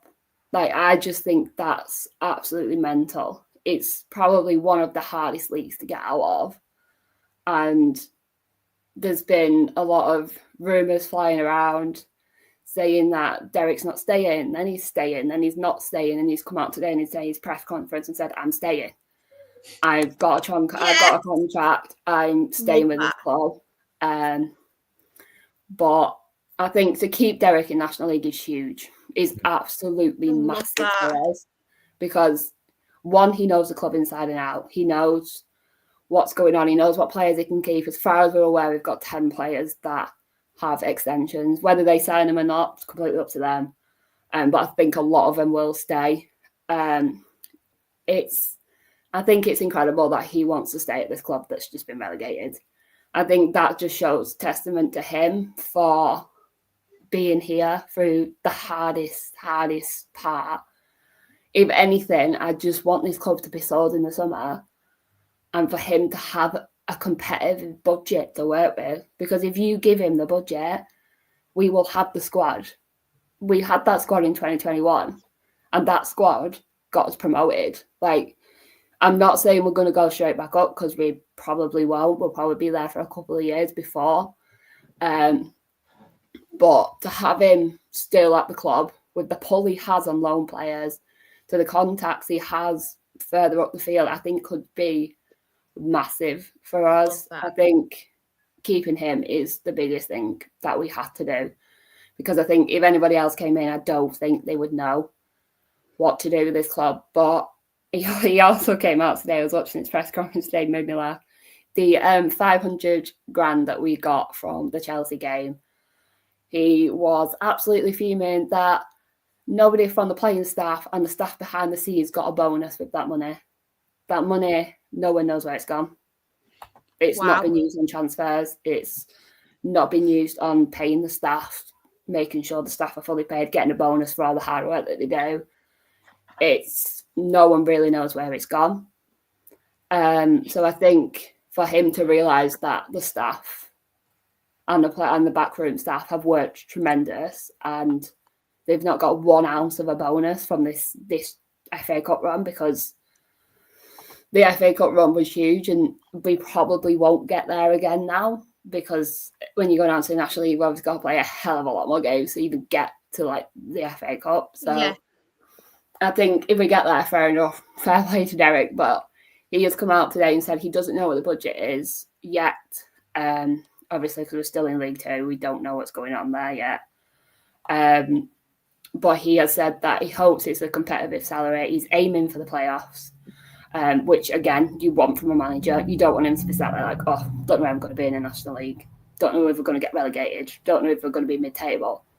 For him to come out and say, okay, I'm going to aim for the playoffs.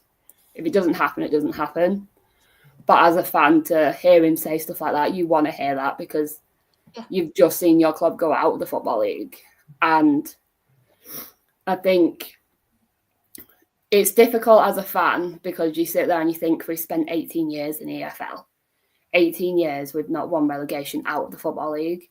That is huge for a club like us with the budget we have. And like Dan said, Burnley Football Club is Burnley. Like, that's it. If we lost this football club and this football club didn't exist anymore, there'd be nothing in Morecambe. 100%. It's like taking the heartbeat out of a community, isn't it? If we lost the club, it's massive. Like, there's no if or what about it. There's weddings there, there's christenings, there's events, there's something going on every week at that club. And you don't have to like football to go to the club. You don't have to go and watch the football, but there's a lot of events that go on there. I went to the women's game a couple of weeks ago to help my friend who was working it, and there was people there coming out asking questions about the football because they had an event on that day.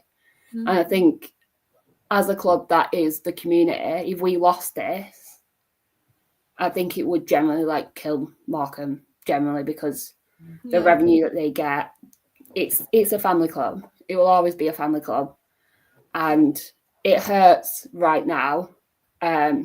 Obviously, you've still got to go through all the players. You've still got 2 games to play. There's nothing to play for now. We're relegated. It's not the easiest to deal with. We have Chesterfield away on Saturday and then Harrogate at home on the week after, I think. But I just think we go into it full force. We do what we need to do. There's been a lot of academy lads training with the first team, because I think Derek's just like, why not? Why don't I just put these lads out there? There's Billy, who is the top goal scorer for the academy, that made his debut on Monday. He's 17. There was a lot of you've got Nathan Snowball, my absolute favourite, just because of his name. He's 17. There's a lot of 16, 17-year-olds that are getting into this team now, and if we do stay down there for 2 years, and we could lose the academy, and that is probably the hardest thing to deal with, because our academy is the heartbeat of the town, basically, because you can go down to the college and watch them play every Saturday. You can get to know these young ones that are coming up. And I think as Liam has known the academy lads a lot, like before he started working full time, he was a volunteer at the academy. I think it means more to see the academy lads playing for the first team, because obviously he knows them very well. It's a friendly face for them. It's not intimidating when they come into the ground and they've got all these professional footballers in the face. But it's difficult, because we know it's not the players' fault. We know it's not Derek's fault. It's frustrating because you know it's one man's fault. And if he wasn't in charge of this club, we wouldn't be where we are now. we have to praise Derek for what he has done this season. To do what he has done with the budget he's had, with the stress he's had behind the scenes, he has not once walked away from this situation and given up on this club. He's given his full heart and soul to this club.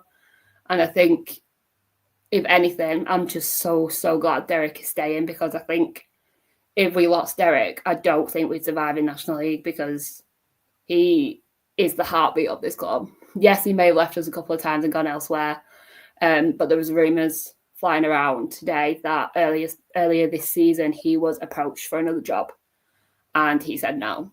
So I think as a fan, that's something you want to hear, because to have someone like Derek at the Realm is someone you want to fight for your club, because I think he sees the potential. He sees that we could be getting promoted again. He knows what it was like for us in 2021 when we did get promoted. It was COVID. We didn't have that many fans at Wembley. It didn't really feel like a promotion. And the one thing I want to do in a promotion is go on that pitch.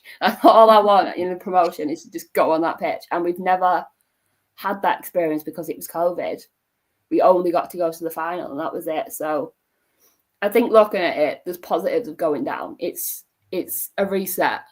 It's to see where we stand. It's to sell the club, sort everything out behind the scenes, and then we can make our way back up. And it's difficult as a fan right now to, just realise that you are going down, because it doesn't feel real yet until the season's over, and then you get the schedule and you see where you are and what you're doing. But I think as a fan, it's always going to be Morecambe until the end, and no matter what, if we sell this club in the summer, fantastic, absolutely brilliant, because if Derek has a competitive sell, it unreal what he can do. But at the end of the day, we're going to do what we're going to do, and we're going to show up for the lads. We're going to be there, back in the team, back in Derek, and whatever happens will happen. Yes, we've been relegated. Yes, we've been in out of the EFL now, but we have survived in that league for 18 years, and that is a huge credit to everyone involved within the club to survive on a budget that we've barely had for them 18 years. Honestly, good times will be back, Jim. 100%. 100%. I'm so glad when you sent that news in the group chat, and obviously said it in here about Derek Adams, because we had that chat, didn't we, last week on here as well. And we were like, you have to keep him. He knows that club from top to bottom. And it's similar to like what with Jim McNulty. I know he's not as experienced Jim McNulty, but you know they care. You know if you're going to be there, you know, everything is in the best interest of that club. And I love that. And obviously, I know it hurt on Monday, but I love that you can see the positives now. Yeah, I really do. I love that for you. And it's new grounds as well. Yeah, that's the most exciting. Well. It's a new I think I was speaking to Liam about it on Monday after the game. Well, not Monday. I think it was mainly Tuesday, because everyone was I went to the club after work on Monday and it was horrible. The mood was so downbeat and it was just awful. But I think as a fan, it's difficult to try and see the positives, but sitting down and speaking to Liam about it, and he's like, oh, there's so many new grounds I can go and visit. There's so many like clubs that can go down. And he's like, I really, really want to go to Chura. And I'm like, you do realise that's like a 7-hour trip for us. Like, that's not going to be fun. But yeah, I think the exciting part is the new grounds. I've always said, since we started following Morecambe like 9 years ago, we're both originally from Rochdale. We both want to do Rochdale away. I want to take my little brother. I want to do everything. And we're always like in the opposite leagues. We're never in the same leagues. No. And I'm like, please, don't win the playoffs just so we can do Rochdale away. Part of me is like, obviously, like, I really want to like play you, but then another part of me is like, but I do want to go back to the EFL, but I don't know. Everything happens for a reason, doesn't it? Yeah, I totally happens agree. for a reason. Yeah, it's just, I'm excited to see some new grounds, new away days.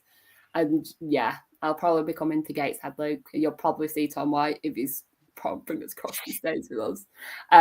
But yeah, I'm excited to see what we can do in National League, and hopefully it's a positive, because it's hard right now to sit there. But I think as a fan, you've just got to enjoy these last 2 games now as an EFL club. It's difficult, but you try and see the positives, because you never know what can happen when you go down. We could perform a miracle and come straight back up, but we just don't know yet. Can I just ask if you're familiar with this, by the way, because there's a lot of people obviously coming in talking about this, but I've got no idea what. Yes, I have I have views on this. Not very good views, let's just put it that way. But basically, NAPM is not a penny more. There's some people that are not going to be buying season tickets, not going to be putting any money into the club next season until Jason sells the club, basically. I get it. Like, I don't know how to word this without sounding awful, but I get why people are doing it and they're frustrated with what's going on behind the scenes.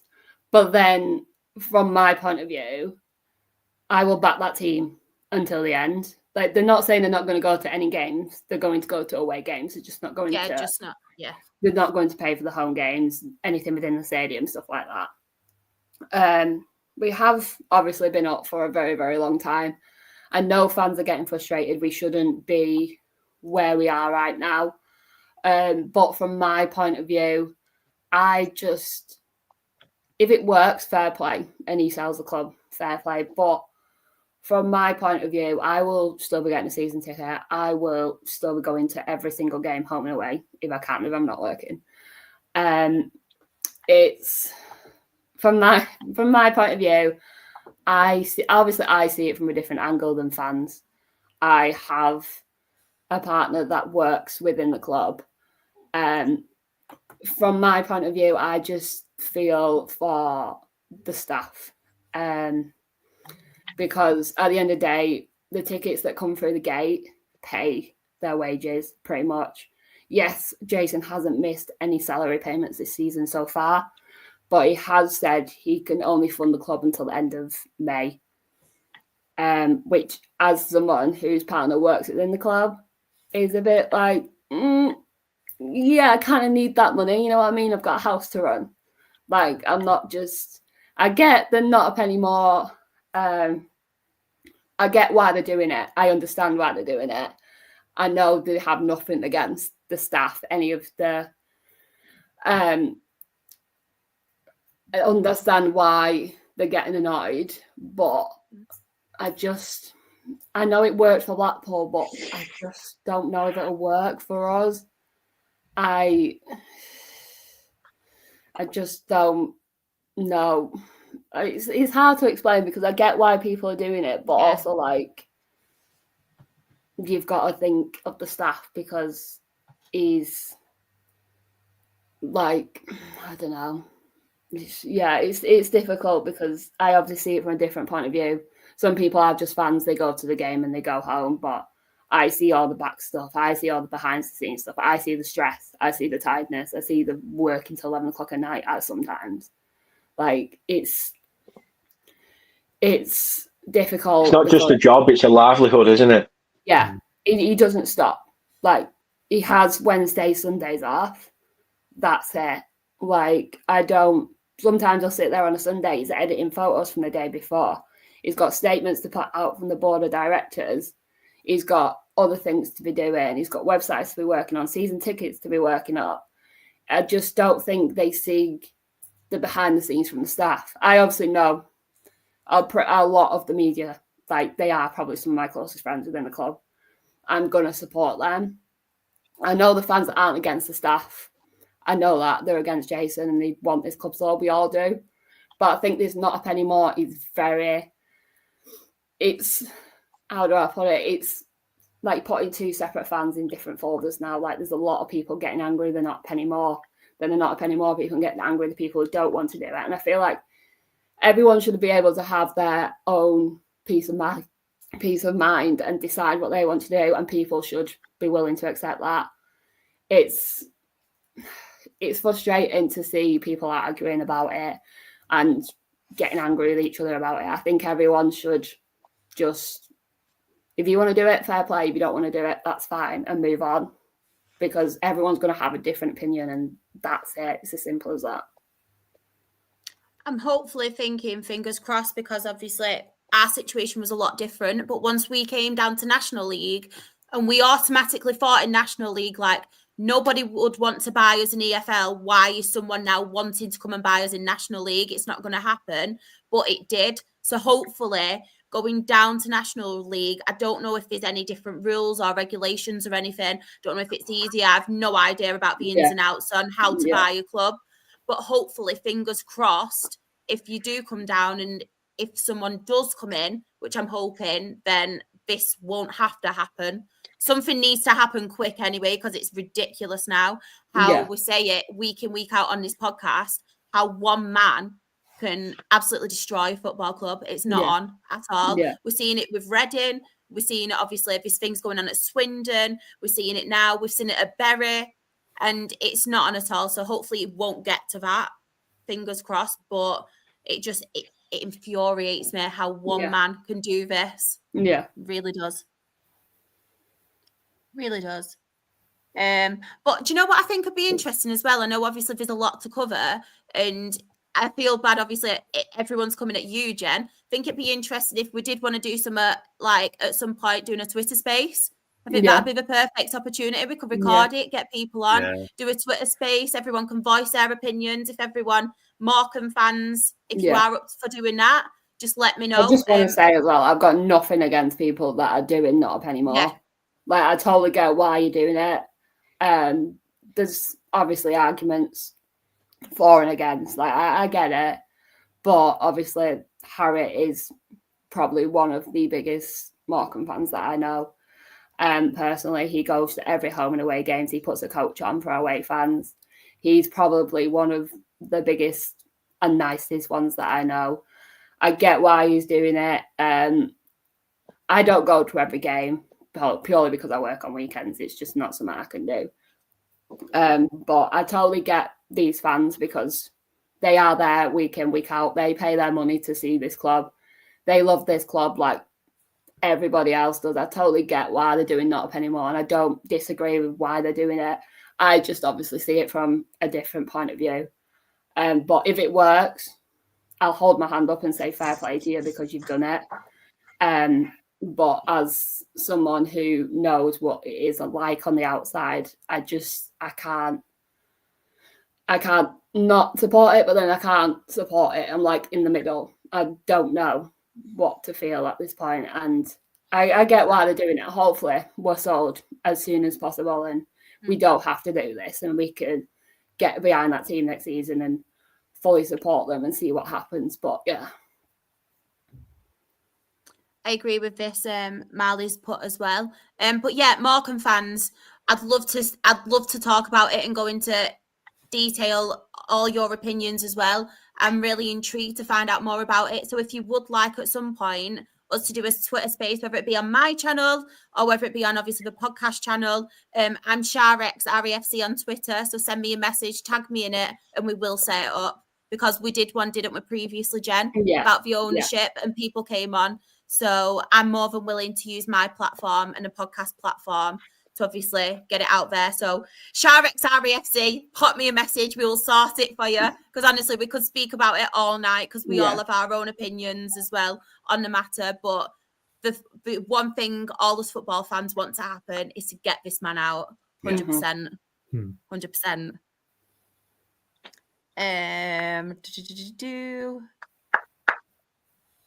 I just put up a few comments really quickly about it. It's made me laugh. Yeah, but we said that. Who was it? What was the last game? I can't remember what last game was. It's been that long. But we said it behind because we really want to do the Argyle. So I'm just like, can you just not go on? We need as many northern teams as possible in that league. There's so many southern teams. Not Dale. I don't want all the northern teams. Because I'd have to travel further up if we got promoted. Oh, yeah, but then you can come to Markham. You see, that is true. This is true. That's my only reason we wanted to go up now is Rochdale and Morecambe. That's not anything else. Gateshead, Hartlepool. I've done Gateshead. Sorry, Mr. Luke. One of the worst grounds I've ever been. About time you come up, Johnny could be managing in that reffing in that division. Exactly. Or he could be part of the backroom staff as well, because obviously he said he was part of Rushall. Well, yeah. Johnny's the reason that Morecambe players got 23 yellows this season. Yeah. I'm still absolutely gobsmacked by that. It's got 23. I'm booking you because I like the colour yellow. Do you know what as well? I've never changed my backlight, and I feel like it fits in tonight with the yellow theme. For all the yellow cards. We will quickly touch on League Two. I know I do have a couple of match reports as well. If I can find them, I'm hoping so. Yes. So I'll read both of Dietrich's out, bless her. She's put, Notts County at home, a point is a point. Wish we could have had all three. Over 20,000 fans, that's unreal, by the way, in attendance on a Thursday night. Kieran Kelly scored his first goal for the club. Absolutely delighted for him. I love Dietrich. She's always so positive. I say it every time, but she really is. And she put, but David McGoldrick with a decent strike. To be fair, I saw this on Thursday. It was quality. It was more than decent. It was absolute quality. Had Chesterfield David, on Monday. if that's what it takes to impress them. I know. Oh, it was decent. What did you make of Maradona's goal against England all those years ago? That was high. In the chat as well, Alex has put MK Don's away review statistically. I got it right, that word. I can never say that word. Statistically, the lowest XG EFL match this season. Utter snooze fest. Oh. No. But good news, though. I'm surprised Kieran didn't come in today to give us his positivity. Because his main man's gone that he wanted out. He's gone, and yeah. Jardim is out. He is. Jen, I'll come to you again. Is there any standouts on here? It's a lot of draws, isn't there? Yeah. I thought I messed up the graphics then. It's got to be Carlisle on it. They're just not wanting to come down with us. They're just not willing to give us another close game at all. But fair play to them for putting up a fight against a literal team in the playoffs. That fair play to them because they are fighting, but I still think they're gonna come down next season. Is Mark Hughes in there, Jen? Yeah. Mark Hughes. Yeah. What the hell? Yeah. Well, that game, Carlisle was 3-0 up. Yeah. Portville brought it back to 3-2 and then got a penalty in the penalty. Yeah. It was just unreal. As Jen said, they probably left a little bit too late now, but they are now making a fight of it. They are making a fist of it.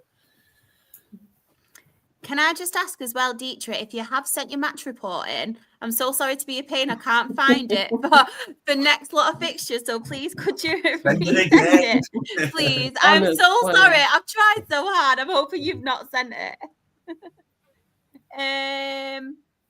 Ben, is there any standouts for you on here? Well, all I know is Mr. Luke's probably getting a nosebleed right now with all these 0-0s that are on here. So. I know. He's loving it. I guess, obviously, I know with Carlisle been mentioned. I think Accrington's win at Salford as well, which pretty much all but confirms them to stay in the league, barring an absolute disaster now. So again, they've been under the huge amount of pressure for potentially slipping into the bottom two, but a good win against a side that are still chasing the playoffs, and that hits Salford quite hard as well because had they won that game, they could have been in the top 7. So hopefully for them, they won't be coming back to kick them at the end of the season. But cracking win for Accrington, and obviously pleased for our Rebecca as well.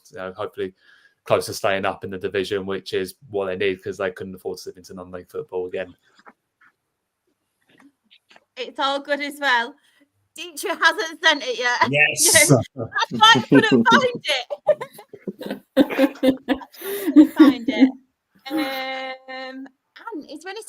you? Yeah, Doncaster 3-0 over Tranmere. First professional hat-trick, I think, for Luton Molyneux. Former Sunderland lad. Really nice lad as well. Known Luke a little while. And yeah, chuffed a bit for him. And Doncaster Rovers, to be fair to them, they're making a fist for it to go up, aren't they? Yeah. It's, I mean, who's going to go up? Who wants it? It's mad. It's mad, that league. But yeah, and also, you know, we've got to mention, because our Uncle Nick's not here, and we love him, Swindon Town 4, Grimsby 0. Well done, Swindon. I'm so happy for him. Like, yeah, I am as well. It's ever since Nick's kind of not been amongst us. I know. They've went on a really good run. It's what Sam's put as well. Yeah. Wow. I'm so happy for him. I really am. But yeah, like you said, I feel so sorry for Uncle Nick because he was with us in all the negativity. And then since he's obviously took a little bit of a break from it, we've actually been on the up as well, haven't we? Bless him. Bless him. Sam has put as well, come on, Donny. Got them 10-1 to win the league at the start of the season. Go on, Sam, lad. Sam. I know. Walsall dropped down to the table as well, baffling. They've been on an awful run. Yeah. Just yeah, awful. I watched their game on Monday before ours, because it was on Sky before our game, before like I watched our games. I was in like the Founders Bar, Sunderland, and they just bereft. Look, absolutely, it was an awful game. It came out the last 5 minutes. Newport got a player sent off, and it was never a red card. It was a really, really good tackle. Never a red. I mean, there's no wonder if that's a red card. There's no wonder why David Tutunda's got so many yellow cards. It must have it. I'm gonna have to actually search because I don't want to give him facts out and it's wrong. And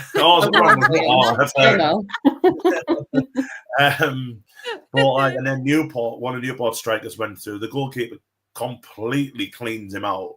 Not even a free kick given. It was like, you remember that? I think it was like 1988. The Italian goalkeeper come out and blasted that German player out the face. It was just like that. It was a horrendous tackle. And then Walsall scored in the last couple of minutes, but the lad, it went past his head and he handled it in. But if he just headed it like that, if he just stuck his head out, it would have got in. Yeah. It was mad. Christ, it was a poor game, but it came alive a little bit. But Walsall are really, really struggling. They won't go up. No, I don't think so. You know why? Because he didn't shake Derek Adams' hand. Exactly. We've gone downhill since then. Karma. Yeah. That's karma. That's what you get. Karma is with an angry Scottish man. Don't mess with an angry Scottish man. I'll tell Jim McNulty about that next season. Yeah. What do you do, Jim? Don't. I've told you to shake get sassy. Hand. I know. I told you to get sassy time and time again, just not with Markham. Derek will fight you. I will talk about this as well. Alex has put, obviously, his match report.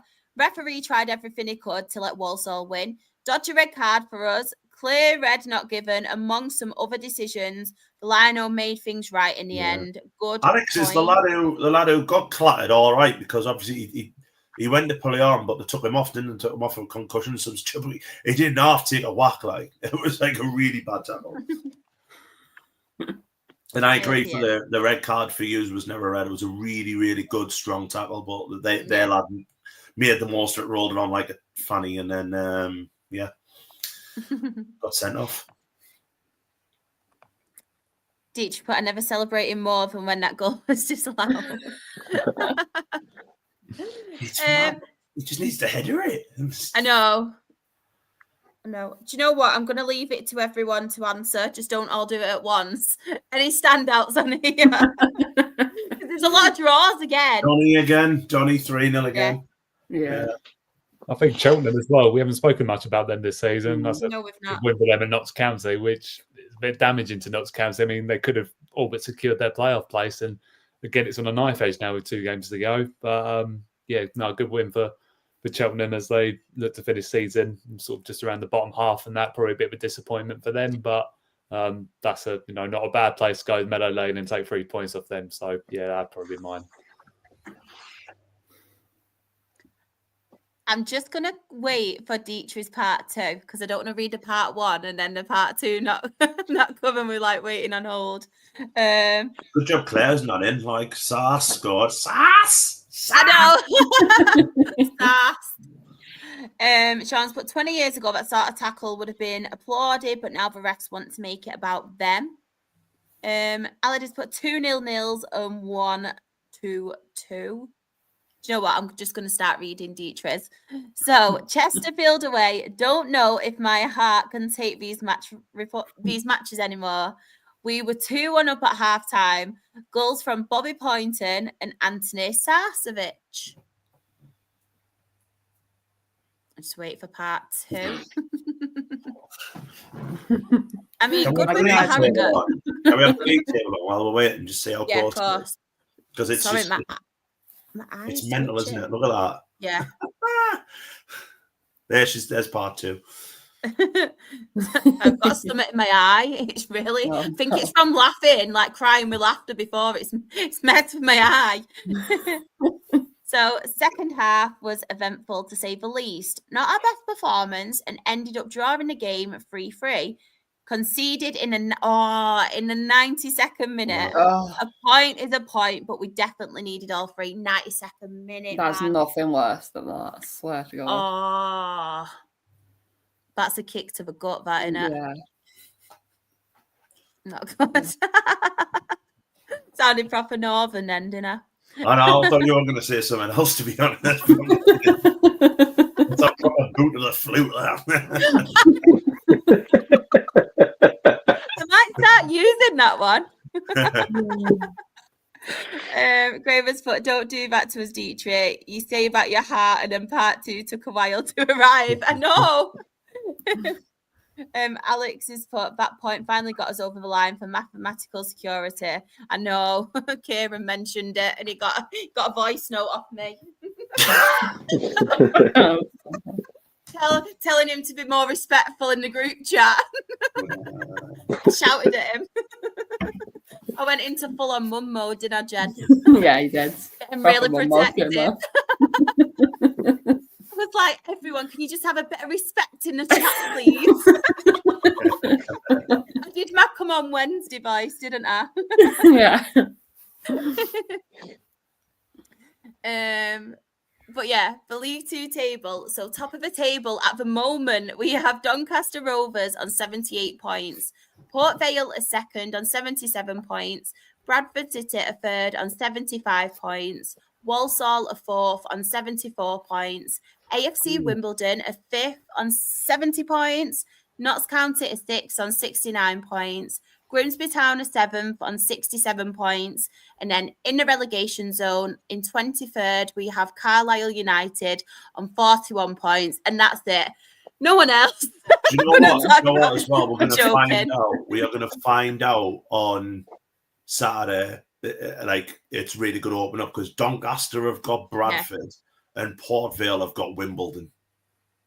So, yeah, what a weekend. You know what I mean? It doesn't matter about any other league. Let's all watch League 2. Yeah. That is going to be such a good I know. such a good weekend. Who've Walsall got? Walsall are... It's made me laugh. Uh-oh. Walsall and home Stanley. So we want Becca Zaki to do all right there, don't we? Yeah. Wow. But if you think that's an interesting league, wait till we get onto this one. Ben, do you want to talk Maidstone first, or do you want to talk the other fixtures? Yeah, no, let's talk the Stones. Do you want to do both games? Yeah, I'll do both of them. Good Friday. We very much needed a win from somewhere because it really been slipping. Obviously, I think this time last week I was talking about us not even making the playoffs. We'd slipped out of them. It was out of our hands. Didn't really know what to expect from Welling because obviously they needed to win to stay up, to keep themselves the chance of staying up. So we had to sort of be at our best, really. And God, it was an awful pitch, awful pitch. I think I've seen Sunday League pitches that are better than theirs, and that's not even taking the piss. Like the goal mouth was ridiculously bad, and it had an effect actually on one of our goals. But yeah, no, did really well. I thought we came up the traps really well. Couple of changes, which a little bit of, which maybe a few question marks. But yeah, we got our goal sort of about after that 20 minutes. Good play between Jacob Berkeley-Achimpoong and Aaron Blair. Blair took lovely first touch, hammered it into the roof of the net. He's not been amongst the goals recently, Aaron Blair, for a man that's nearly at 20 this season. So it's nice for him to get back on the scoring sheet. And then we managed to get a second, bullet header from Temi Aweka from Ben Brooks's corner. Another assist for the left back. He's been on fire this season. And to be fair, had it not been for a couple of really good saves from Alexis Andre Jr., I think it could have well been a different game. He made a cracking save to tip onto the bar, but even before we'd gone ahead. And I think they hit the bar again. Pulled a good save in the second half, but thankfully we got a third. So we need to fall 2-0, get another goal that will kill it off, and thankfully we did. Sort of early in the second half, and again, this is where the pitch played a huge effect. Where if they played a pass back, the keepers sliced the kick, and Berkeley-Achimpoong, sort of tapped in an open net. First goal since coming back as well, which is nice. He's done really well since he's come back. In the last few weeks or so. And Welling, to be honest, they just completely run out. The tank. I think their heads were gone. They've got a good, young group of players there, and you could tell that they were down in the dumps. They played an awful back pass towards their goalkeeper, and Jack Coulhurst got ahead of the goalkeeper and gave away a penalty. It was just their defending was absolutely dreadful, and no wonder why they're where they are in the league. Ben Brooks stuck it away quite comfortably, and 4-0.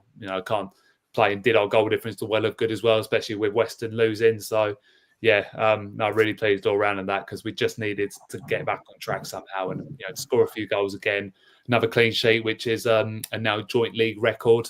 We've actually, ironically, Newport County, set back in 2009, 2010. So that should be the aim now for Saturday at Farnborough, is to get that 24th to give ourselves the all-time record. So that would be nice.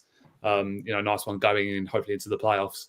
And Monday against Tunbridge Angels. I'd just like to say congratulations to Tunbridge Angels on their 1-1 victory over us. Absolute scenes in that away end, tops flying off and everything. You'd think they just won the league or something like that. It was bizarre. No, in all seriousness. We didn't hit the heights as what we did against Welling. Maybe 2 games in 4 days, and that maybe took it out of us because we didn't change the side. It's a completely same 11, same 16 pretty much. We did grab our goal, scrappy one, Ruben Jacques Poke getting his first goal for us, although I thought it was Aaron Blair, and I did have to apologise to Ruben after the game because I gave Aaron Blair his 20th goal of the season. No, actually it was Ruben that did get the final touch in it. So I wasn't so sure in that. But I'm pleased with Ruben because he actually did really well. He's been left out of the squad a lot in the last month or so, and not really had a look in. Came in against Welling, links up really well with Aaron Blair. Winning his battles in the air, off the ball. His work rate was second to none. So he deserved that goal. He did, and again he's staking his claim for a place in that starting 11 at the moment. So fair play to him. He's a nice lad as well, which is always always good and always helps you back. The fans back you. In the second half, to be fair, to credit to Tunbridge, look, their season is died of death, and their aim now was to beat us, and to try and stop us from getting in the playoffs. And to be fair, they gave it a really good go second half, put us under a bit of pressure, put a lot of balls into the box. They have some big players on their side, and they did get their just rewards. Ethan Sutcliffe, nipping in to put one in the bottom left-hand corner, and it was nothing less than they deserved, to be honest. We had a couple of chances towards the end, and they rounded the goalkeeper but hit the side netting. The angle was against them a little bit, and you just think, we just needed that goal because because we were the only 1 o'clock game, so we wanted to put some pressure on Western. Then going into their game against Truro, didn't take it, so obviously it left us with what was really 2 drop points in the end. But obviously, thankfully, that Western. To be honest, we've been helped a lot by a couple of teams in recent, the last week or so, chipping and beating Western, and Truro beating Western as well, which is now all but secured. Chips and Yes, and it's all but secured our playoff place, thankfully, because unless a 16-goal swing on the final day of the season, we'll be in that top 7 now, and we've secured 7th place pretty much. So we can't go home. And the problem is we don't have a clue who we're going to, because, as the table will show, we'll come to it, like, this league has been absolutely ridiculous. And, you're thinking League Two is exciting, get ready for National League South.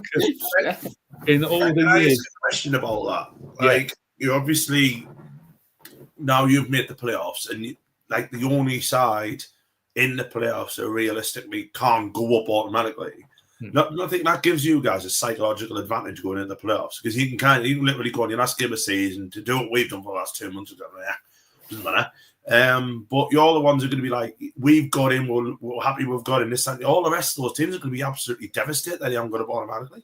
Yeah, I mean, because to be fair, everyone looks at the 6 teams, and to be fair, everyone's saying, "Oh, look, they can all mathematically win it," but realistically, all of them can't win it. To be fair, they all can win it. I know a lot would have to go for the likes of, Bournemouth and Dorking, but the advantage they've got over everyone else is their goal difference, and that's what's going to help them at the end of the day. I mean, for us, do you know what? It's actually one of those where I'm actually a little bit pleased that we're 7th, albeit that we're going to have to play an extra game. We have to play the eliminator round, and we're going to be away for all the games. But I don't think there's much pressure on us at the moment, because everyone's going to be looking at who doesn't win the league to go up rather than us. We're going to be that side that no one really looks at. So I actually do think it's probably a good thing. And to be fair, I give us a chance away from home on our day, because we've still got one of the best away records in the division. I think we're under a lot of less pressure away from home, because the moment that we start making mistakes in our own stadium, you can hear the moans and the groans from the stands and everything like that, because there's a real expectancy for us to win games. And so that's the thing. Whoever we go to in the eliminator game, I'm praying it's not Truro or Torquay, because I'm not going to want to go there on a Wednesday night, because that would kill us. So anyone, if the top 6 stays the way it is, at this moment in time, we're going to Worthing, so that wouldn't be bad. But the thing that gives me hope is the fact, look, apart from Dorking, bear in mind, we did get 2 draws against them. We have beaten everyone in that top 7 at least once. So that does give me a little bit of hope that, on our day, we are capable of, of winning the big games. And I always say we set up, the way tactically we set up way better against the better teams in the division rather than the lower teams. Because the lower teams, we sort of set up as underdog football, and it's like we shouldn't have to. We should be able to take it to the opposition. But against better sides, we know to set up, because defensively, we're second to none. We've conceded, 36 goals this season in 45 games, which is, absolutely exceptional. I've never known a defence like it. So, yeah, look, the pressure isn't on us, I would say. Look, and if our season came to an end next Wednesday, look, I don't think there'd be too many moans and groans. Obviously, I know some supporters want us promotion. We all want promotion. Of course we do. But I just realistically, we're not good enough. I think we've just about stumbled into the playoffs, to be fair. We've relied on a couple of teams doing us favours, but if we are to go up, we have to start doing it ourselves now. No one's going to get promotion now but ourselves. We can't rely on other teams now. So hopefully we can go to Farnborough on Saturday. I'm looking forward to it, because it's a ground I love going to. They're a good club as well. And if we put in, a good performance going into that Wednesday night game, then, who knows what might happen. But look, I'm pleased to be in there. You'd rather be in there than not. That's the thing. We've still got something to look, to hold on to. And look, obviously, I want to go up, because I want to go to the Rochdales and the Morecambes next year. Like, look, that'd be great feeling for us. And look, we are a National League club for me. We just need the investment, and if we do manage to pull it off, then the gaffer deserves so much credit. He does. But if we don't, then look, we've reached the playoffs the last 2 seasons. We are gradually getting there. We just need to keep hold of our best players. That's the problem. We keep losing our best players during the season. And if we can do that, then we've got every chance of going for the league next year. But I'm not going to go into it, with full of hope, which in some ways might be a good thing. So whatever comes out of it, look, we'll deal with it as and when it comes. But I'm just excited, to be in the playoffs, because that's where you want to be. You'd rather be finishing 7. I'd rather be in our position right now than Western, knowing that they've got to get a 16-goal swing on Saturday and pretty much their season's over. So, yeah, no, I'm looking forward to it. It should be good. It's mad thinking we might all be, like, obviously, apart from us 3, JCB might be in the same Oh, my God, league. yeah. JCB might be in the same league next season. That'd be unreal, honestly. Like, that's the thing. I just look forward to all the big away days in that league. I think because Grant hasn't done Morecambe before. Obviously, we haven't. I don't think we've ever played him. I don't think before. So yeah, that would be a new one for us. Obviously, I've been to Rochdale before. That was a long Tuesday evening. That wasn't an FA Cup replay. So, but that's the thing. There's always so many good grounds to go to in that division. It's the away days. It's the better quality of football as well. Albeit we never do very well in the National League, but look, I think I've always said this with a couple of our media team. I'd rather be getting spanked 5-0 by your Notts Counties in that rather than maybe beating, and no disrespect here to beating your Welling Uniteds 3 or 4-0. I would much rather be playing against those bigger sides because that's what you're there for. You want to be involved in the big game. So, but again, look, we've got no rights, no given right to be, to get promotion. We've got to earn it ourselves, and hopefully, look, the fact is now we've got a bit of time now compared to every other team, the top 6 who are focusing on winning the league. We've got a bit of time now to start preparing for the playoffs and get the Rads ready. So fingers crossed, that we get a half decent tie and it's not one that's too far away from us. So that's the thing. If we had to go to talk on the Sunday, then look, fair enough. I don't mind that. I just don't want to go in there on a Tuesday again because it will kill me. This made me laugh as well. Oh, JDB. I love it. We will look at Friday's fixtures first. Obviously from my perspective, look, I thought the only game that out of that 3 that Chippenham, Western were going to win was that Chippenham game. And, they've Chippenham, I knew I liked them as a football club. I knew they would do us a favour. To be fair, they've scored a cracking first, goal. Luke Kane scoring a free kick for about 30 yards out. And then they caught him on the break, managed to get the second. And, you could hear the cheers and that from our supporters in the corner at Welling, knowing that was a big win for us. But the standout, obviously, it was probably the big one of that, particular day. Obviously, Torquay beating Truro, which is obviously giving them a chance now, because I think had Truro got a point out of it, I think everyone would definitely be looking now at Truro winning the league. But Torquay give themselves a glimmer of hope, and not glimmer of hope, give themselves a great chance, because in some ways it is sort of in their own hands as well as it's not, because there's only +2 goal difference in it. But the only thing that will work for Truro is the fact that they've got St Albans on Saturday, and St Albans need to win to stay up. But again, Truro are at home and they're a force at home, and Torquay have got to go to Hemel, and Hemel have picked up, since they brought Lee Allison in, as manager. And again, Hemel won't be one side of wanting to, just go through the end of season motions. They'll want to stop Torquay from winning the league. So, I have no doubts about that.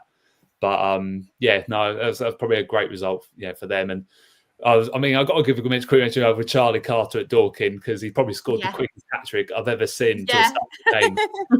First 7 minutes, I think it was. I think Hampton have had a pretty poor weekend, to be honest, because was that 2 games? So because he had 12 goals in the last 2 games, which is absolutely unbelievable. And after scoring, not hitting 5 past Welling the other week, so a bit of a come down it is for them. But I think that's probably the standouts over that. Again, Enfield got a huge point against St Albans as well. It's a game they couldn't really lose in terms of the situation of the relegation battle. So Enfield would have treated that more as a win, I would have said. And then obviously Monday, goal crazy it was. No goalless draws to talk about, which is nice. Obviously, I can't not mention, even though it's an irrelevant game in terms of the context of the season, but Hampton 2, Farnborough 8. I watched only because I've been waiting for the highlights to come out from that game, and obviously Hampton for some reason didn't want to post them. So, but Farnborough managed to put them out today. And to be fair to Farnborough, they scored some absolutely worldies in that game, but at least 2 or 3 of them, could be in their potential goal of their season. But I think, to be fair on Hampton, I think Alan Julian said in the interview after that they had probably 1 recognised defender in their back 4. They had probably about 2 midfielders playing as centre-backs, a winger playing as a right-back. So it was completely unfamiliar for them, and they really are down to the bare bones apparently down there. So I think they knew, and I think Farnborough knew as well, that they could, hit a few for them. I'm just hoping for Farnborough's sake, in terms of you want a 16-goal swing, that Farnborough have used up all their goals now. Because, I'll gladly take a 0-0 from there on Saturday, put it that way. Great way for them to end their season, to be fair, because it's been a bit hit and miss for them this year. But in terms of, at the bottom, that St Albans had to win against Hemel to give themselves a chance. And, look, the bottom, everyone's talking obviously about the top of the league, but there's 3 teams that could go take that last relegation spot. And even realistically, Enfield can, because Enfield have got a tough game against Worthing, and obviously Worthing again, another side that are looking for automatic promotion. So St Albans, obviously they've got the hardest task. I think it's going to be too much for them to go down to Truro and get a win down there. I think Salisbury are going to do enough, and especially Salisbury have got to play Welling, and you know, you'd like to think if anyone's going to win out of those three teams, Salisbury are going to beat Welling. And that I don't want to, you know, I like St Albans. They're a really good club. I love going down to their ground. It's a proper old school ground, you know, lovely food, lovely people. You know, it would be very sad to see them go down. But then again, Salisbury, you know, look, I haven't got anything against them at all. That it's harsh on whoever goes down to be there but then again, Enfield have done a tremendous job in getting themselves into the situation because they were, I think, 11 points from the first 19 games or something like that. I was told. And, you know, look at their revival in the last, since probably they lost to us actually back in January. It's just gone, you know, crazy. They went on like 4 or 5 game winning streak. We just pulled them out of it.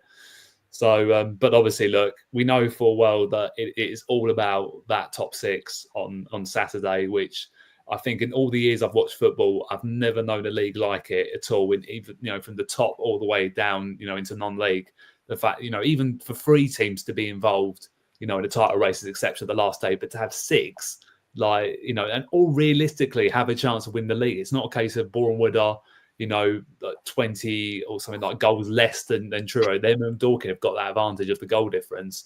They'll need a lot to go their way, obviously. I would have loved, to be fair, though, one of those, you know, 2 of those teams to be playing each other because that would have been, you know, brilliant in terms of a neutral. But it is a case of who's got the bottle. And look, I think it is what it is going to be now. I think Truro are going to do it, to be fair. And if they do, John Askey deserves Manager of the Year 100% because everyone had them to go down at the start of the season. I had them to go down at the start of the season because they only just survived relegation last year and no one really knew what to expect from them. But to be fair, I probably didn't give them the credit that, you know, they deserved when I saw that John Askey had gone in there. So I thought, oh, actually, he has been known to do it at a much higher level. And, you know, he's won the league with Macclesfield. You know, he's got a good group of players on their day. You know, you get them on a good pitch, they're very effective. And look, they're not only with John Askey, Manager of the Year, Tyler Harvey, you know, who scored nearly 30 goals for them this year, deserves Player of the Year because what a player he's been for them this year. He was huge in keeping them up in the division last season, and you know this year is put them towards the title. I think he scored both of the goals against Western on Saturday and Monday. And look, Torquay will run them close. I really feel bad though for whoever obviously missed out because in particular the top 4, obviously, because there's only 1 point in it. 1 point, you know, like it's the most mental league you could imagine. And I'm glad it's been given so much coverage this week, and you know, hopefully it will get so much more after Saturday because yes, like as Ant was saying, a lot of teams are going to be devastated that they're not, you know, in there and they've got to pick themselves up to prepare for the players. I think realistically, Bournemouth and Dorking are already preparing for the playoffs. I think they'd be stupid not to now. But, you know, if you're one of that top 4, you just don't know. That's it. You really don't know. I hope it goes to Truro personally. I think they're worthy of it. You know, and if not second to that, Eastbourne Borough, I think they've been absolutely brilliant the way they've gone their business this year. But look, whoever wins, you know, on the back of this has showed the most bottle, you know, over the season. And I think it's too close to call. But if you're a betting man, I think it's going to stay the way it is. I think Truro are going to do it. So hopefully that comes off for them. Because that's the crazy thing is the fact that we could still go there on Tuesday. They could go from winning the league to having to play 3 playoff games. Yeah. You know, that's how close it is. So, yeah, I hope for their sake they do it because, you know, what an effort it's been from their group of players.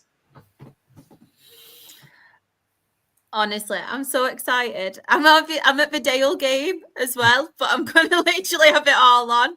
Like, I'm so excited for it. Yeah, I wish I could be as well because I wish I was actually involved in that, even if we were the outside chance in that. But no, ultimately, it's the draws that have cost us, you know, from the 15, 16 draws we've had that have cost us. You know, I wouldn't be looking at Gateshead to Truro. I'd be looking at more possible Carlisle to Truro. That's the one everyone's looking at.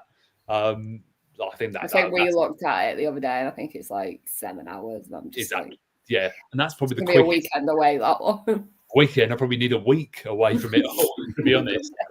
The only positive is Liam will get everything paid for too. Oh yeah. So, and that's the thing.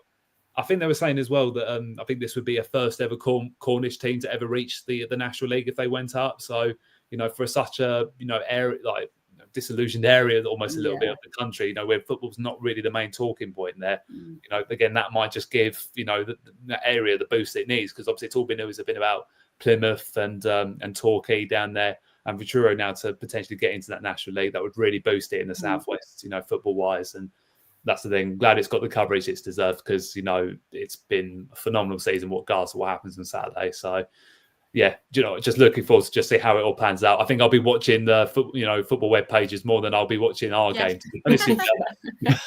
So if the tweets are shit on Saturday from the Stones fans, not my fault. I'm just Let's read this table out. I'm so excited to compare tables, like this table to the final one on Saturday. I'm so excited already. But yeah, National League South. So top of the table, we have Truro City on 86 points. Torquay United a second on 86 points. Eastbourne Borough a third on 85 points. Worthing a fourth on 85 points. Boreham Wood a fifth on 83 points. Dorking Wanderers a sixth on 83 points. And Maidstone United a seventh on 78 points. And then in the relegation zone, 21st, we have St Albans City on 45 points. Welling United are 22nd on 37 points. They have already been relegated. Weymouth, the same, have already been relegated. Relegated. I'm going on Roy Hodgson. Let me start that one again.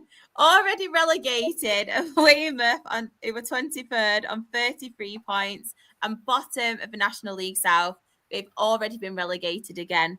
Averley on 31 points, channeling my inner Roy Hodgson there. Honestly, that's a perfect thing to thought of. Oh, funny. National League North. Any standouts on here for you, Ben?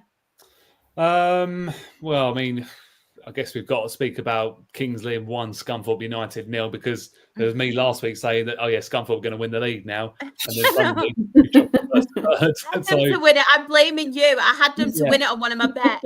I had them to win the league I'm as blaming you. I'm still blaming you. You can blame me as much as you want, to be honest, really, because I give up on predicting leagues now.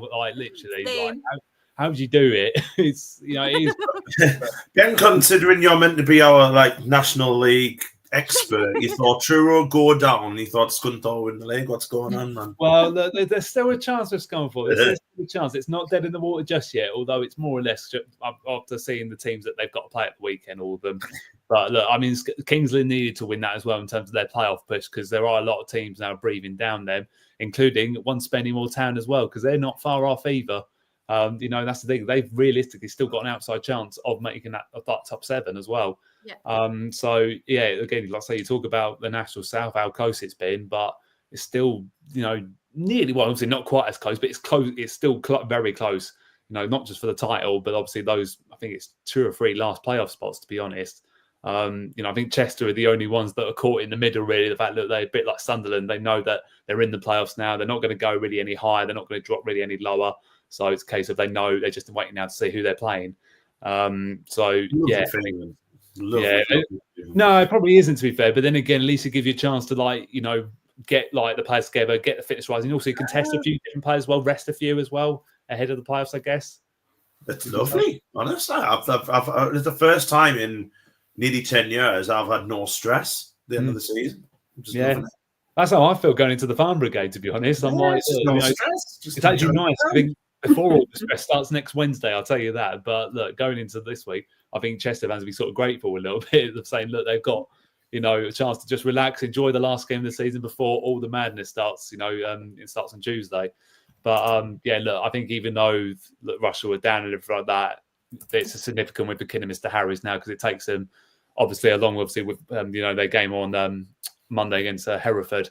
It's taken them obviously one step closer, and obviously the goal difference is more than enough for them now. They've not got nearly double on what Brackley have got.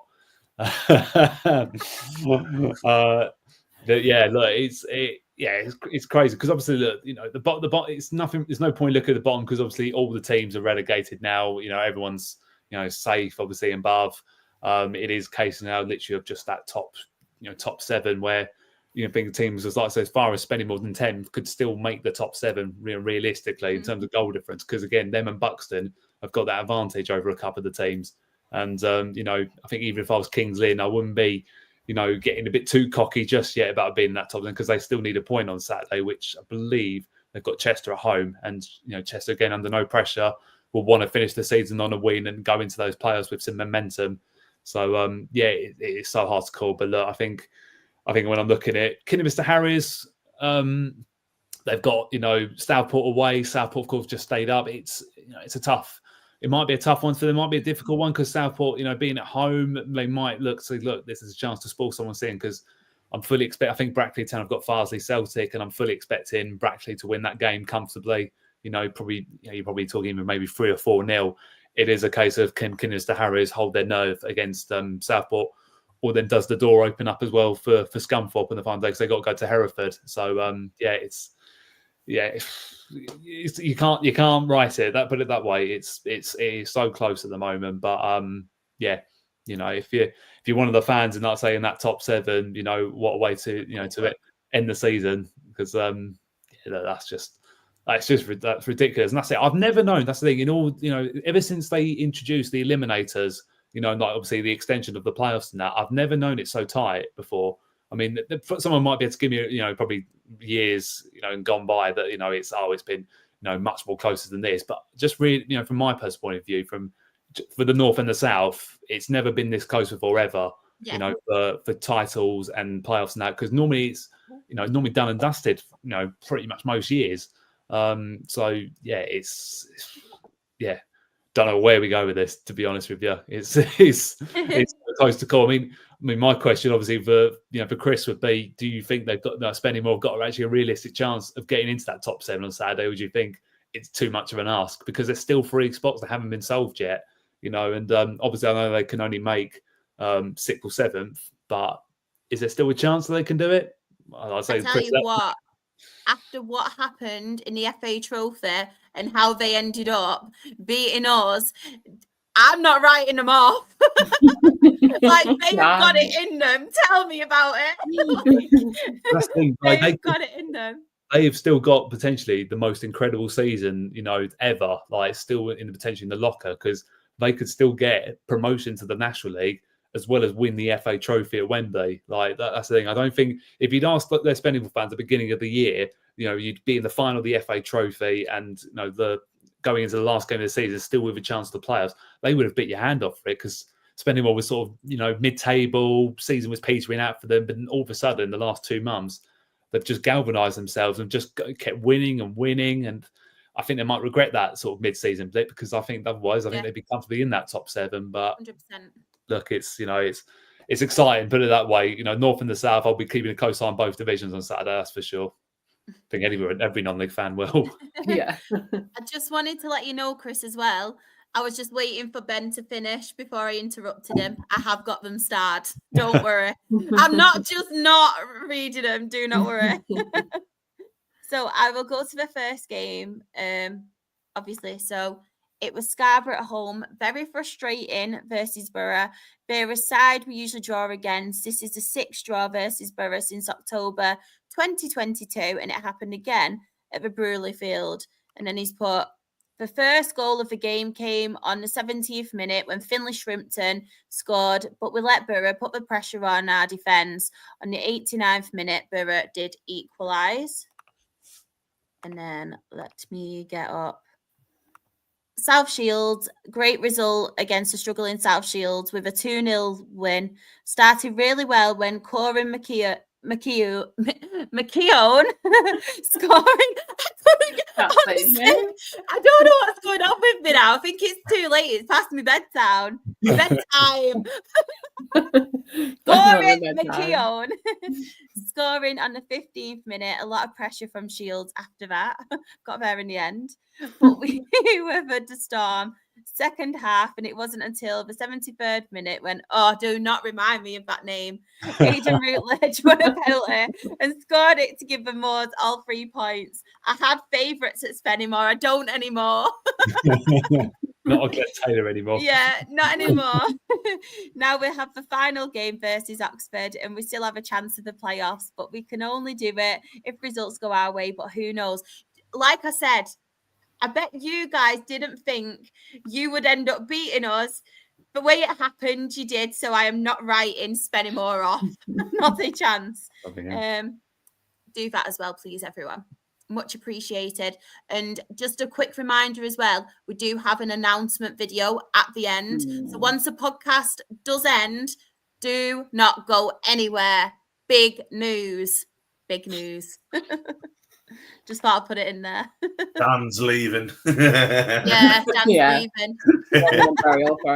It's not that, by the way. That was quite underwhelming, weren't it? Considering we built it up. But the National League North table. So top of the table, we have Kidderminster on 89 points. Brackley Town are second on 89 points. Scunthorpe United are third on 87 points. Chester are fourth on 84 points. Kings Lynn Town are fifth on 79 points. Chorley are sixth on 76 points. Hereford are seventh, also on 76 points. And then we have all of the relegated teams. So 21st, Needham Market on 39 points. Rushall Olympic are 22nd on 35 points. Warrington Town are 23rd on 31 points. And Farsley Celtic are bottom of National League North on 26 points. You need a new team to adopt next year, Ant. Who's going up? Who's going up? Well, Naples have gone up, haven't they? So you I don't like Robbie Savage. at the moment for that league. Because I'm definitely going to adopt Chips and Ham from the National League South. So I need to think of another one. I don't know. There's a few in there. You got Ashton United, Stockton Town, Guiseley, Worksop. There's a few in there, to be fair. My next door neighbour's dad's from work, so that's good news now. There you go. They're moving soon, so they're second at the moment, Worksop as well, so they've probably got the best chance. Oh, we'll go for them. Worksop. Up the Worksop. We are going to go on to National League, but first, I just wanted to say a few words because obviously the really sad news did break on Friday. But I'm sorry if I get emotional, by the way. No. But our very own Joey Thompson, bless him, after his third battle with cancer, I'm sorry, unfortunately, he did pass away. I thought I'd be able to be fine, but obviously not. Obviously, he did pass away. So young, so sad. I did try and write down some words, to be fair. I did mention it like off air to you guys. I tried putting something together to write some words, but I just couldn't. So everything I say now is just raw emotion.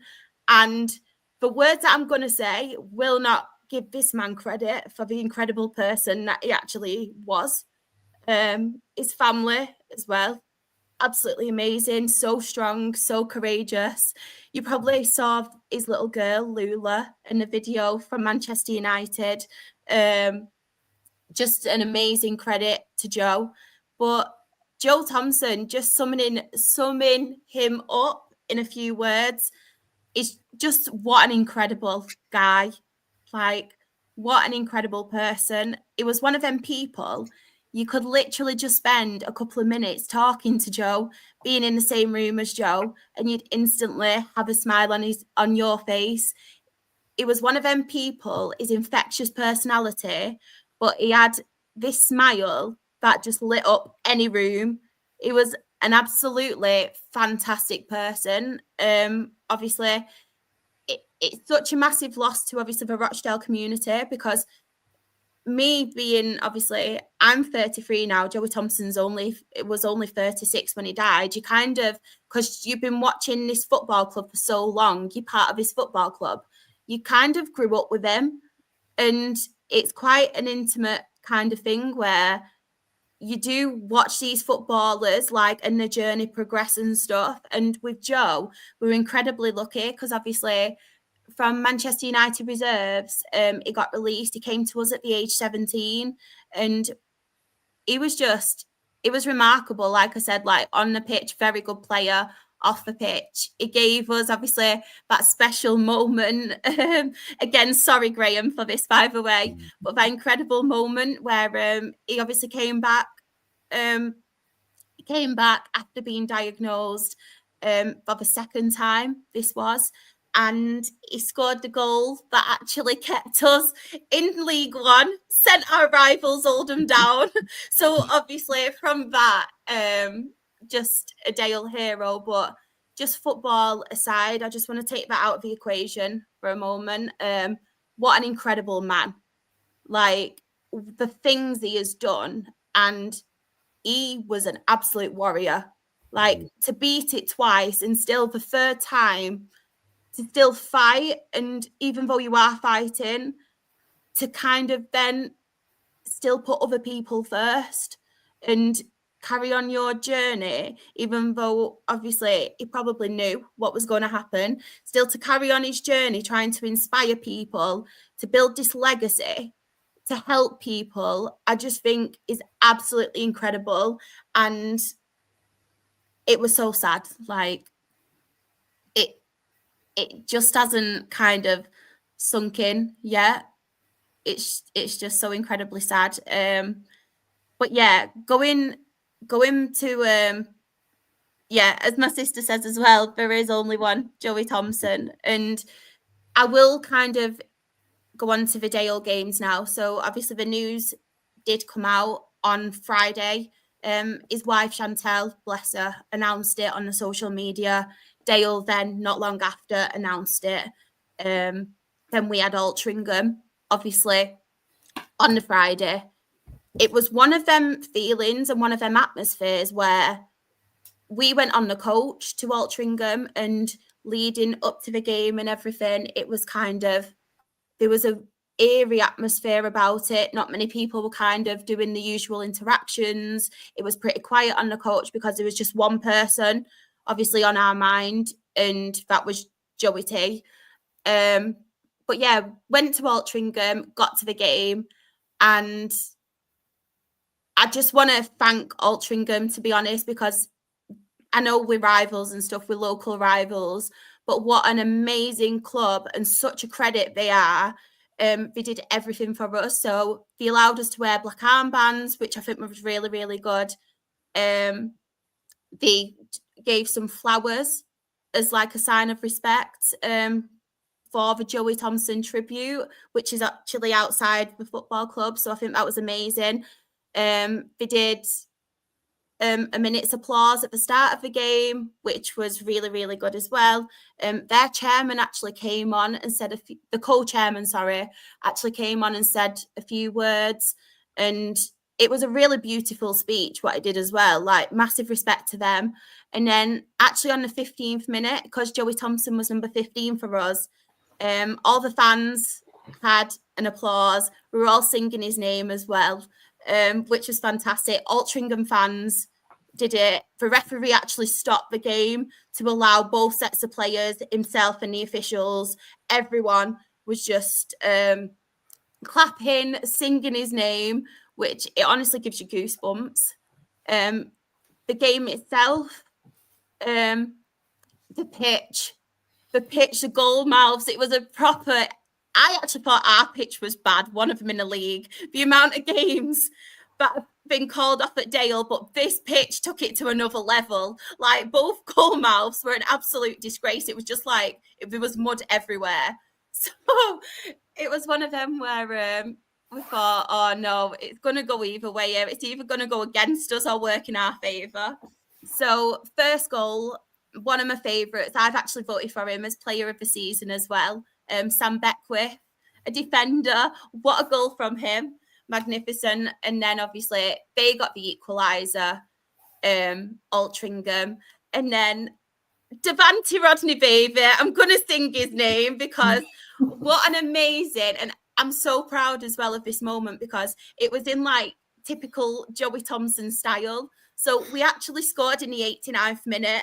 And as you can see, there was the year Joey Thompson was born as well. So 89th minute, Devante Rodney, who knows Joey Thompson, scores this goal. Absolute limbs in the away end. We're all singing Joey Thompson's name.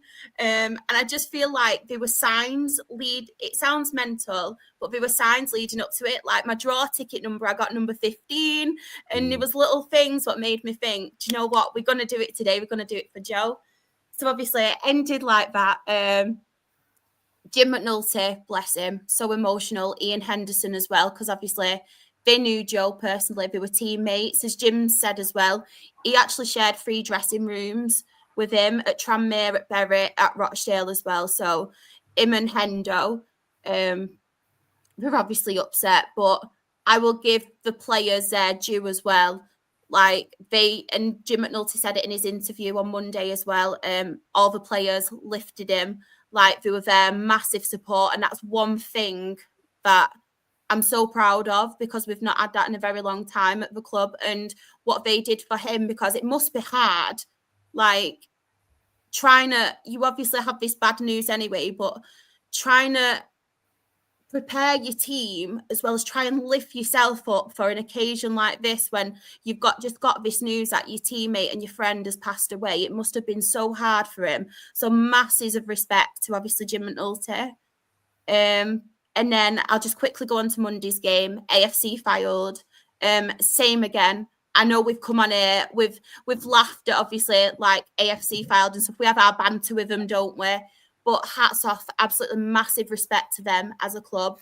It was a day where it was always going to be an emotional day. We did as much as we can, obviously, on the day to remember and celebrate Joey T, as well as obviously like kind of mourn him as well. But yeah, we obviously, as I mentioned, we had our trip. We had like a tribute thing where you can go and put your shirts, you can sign it, you can lay flowers and stuff, which is honestly beautiful. The day itself, all the first team, I don't know if you saw, and Jim McNulty had Thompson shirts on the back. So Jim McNulty had Thompson 15. The first half of the game, they actually allowed us to wear Thompson shirts, but every player had their own squad number on the back, but with Thompson on the back, which I thought was great. Obviously, they were showing videos on the screen before the game of his goal, little snippets of interviews and stuff with Joey T in the past. So it was really nice, obviously, seeing them. Both sets of managers put flowers down. Ebanks Landell and Hendo had a shirt as well, a Joey Thompson shirt, and was showing the crowd and stuff, and they actually laid it in a centre circle as well. So that was a really emotional moment. But one thing I did want to point out, and it's probably going to make me really upset now, Joey Thompson's family was actually there. So all of them, his little girls as well. And what incredible people they must be, considering this happened on the Thursday. They go into the game and seeing that and being part of it on the Monday, and just what incredible humans they are and how strong and courageous. And his little girl, as I've mentioned, Lula, she's absolutely fantastic. She was obviously there. She had the biggest smile on her face as well. Like everything there, watching like of her dad, like Thompson and stuff on her back. She's there really proud, and it was so lovely to see. And even though she must be heartbroken and they're all mourning, they were there, and it was just so lovely. She was with Dale fans and they were all like smiling and playing together and things like that. And I just think what an incredible, courageous, strong family they are, like what they have gone through, and to still be there smiling. But that is the kind of people that they are, like. And I actually put it in my Facebook status, Instagram post as well. Even though there was only 36 years we had of Joe Thompson, what an amazing legacy he's left, and what an amazing life and inspiring he had on so many people. And I'm so sorry for getting upset. But even though it was so short, what he did and how many people he touched in that time. But yeah, I just wanted to say, like, there is only one Joey Thompson, and there'll never be another human like him, because he was incredible. Like, and if anyone watching this now doesn't know much about Joey Thompson, please either read his book, because it's an eye-opener, don't get me wrong, but what an amazing, like, story it is. But if not, go on YouTube, watch his story, watch his interviews, because what an amazing, incredible man he is. Like, for everything he went through, to still be so positive and change his outlook on life. He should have been like so down on life, and why has this happened to me again? No, he wasn't. It was just like, let's make the most of it. let's do this. And honestly, he's one of our own, and he'll always be remembered. And as the years go on, no matter what, he'll always be remembered, because what an incredible man. Not even just footballer, what an incredible man he was. And I'm sorry again for getting upset, but it's just cruel. It's so cruel. Yeah. It's literally like one of the worst things to deal with. And I remember when Liam went to the North West Football Awards last year, I think it was like a couple of months after he'd been diagnosed, and Joey Thompson was there, and he was like, "Oh, I need to go up to him, and I need to get a picture and speak to him." And then I remember him coming home and telling me how amazing Joey was, and he was telling me how to fight this cancer, and you've got this, and you can fight it. And it's like, this is a man who's had cancer for 3 times, and he's telling another person who's got cancer to keep fighting. And I think it just goes to show how incredible of a man he was. Like, he wasn't thinking about himself and, oh, I've got cancer again. He was thinking about other people and making sure he's leaving that legacy behind to help other people who have cancer. Because when you hear that words that somebody you love has got cancer, it's one of the most soul-destroying things you'll ever hear in your life. So I think for him to be creating this legacy, and he's not just leaving this behind, his little girls are going to like do more things and help get his name out there. And I'm hopeful that somewhere down the line, Rochdale's going to do a stand or something in his memory at the ground, because I think that is exactly what they need to do. There's actually we all want to do something, and we all want to try and raise money, and some fans are trying to come together as well. I think the club will do something too, but similar to like I don't know if you've seen the David Clough statue with us, the super fan who left all his money to us when he passed away. He's got his own statue, like sat in his seat where he used to sit, and they want to do something similar to Joey T. There's rumours of maybe doing a plaque as well, like near where he scored that goal, the goal I was talking about, renaming stands and stuff. But there's so much, and honestly, this man and anything we do, it needs to happen, because he's just fantastic, fantastic. Again, I'm so sorry. I feel like I've held all my emotions in, and then because I had no notes or anything to go off as well. It's all just kind of come out, but it's just. I think it sums the Thompson family upload, doesn't it? Like when you said before, obviously, they were out there, they were laughing and everything, and that's probably what Joey would have wanted as well, wouldn't he? I don't think he would want people to be sad for him. You know what I mean? Because he just had this brilliant outlook on it. You know what I mean? He was just, like I say, I've watched us play. I think we played Tranmere when he played against us, and Rochdale the first season we were in League One, and you could just see on the pitch, just a fighter on and off the pitch, and something really nice that needs to happen, considering he's fought this horrible disease and beat it twice, and it's just amazing. It's absolutely amazing. And yeah, it's such a sad thing, but also as well a celebration of his life, of what happened on Monday. Amazing, and well done everyone. And obviously well done to you there, because I know that this is hard, and we know that we've all obviously in our group chat have known how hard it is this week for you personally, and for you getting through that and putting that out was serious. It's had me close to tears, and I don't cry. You know what I mean? I'm sorry. Well done. I just want to say, obviously from us, well done to you, because that was truly beautiful. So you really want to be proud of yourself.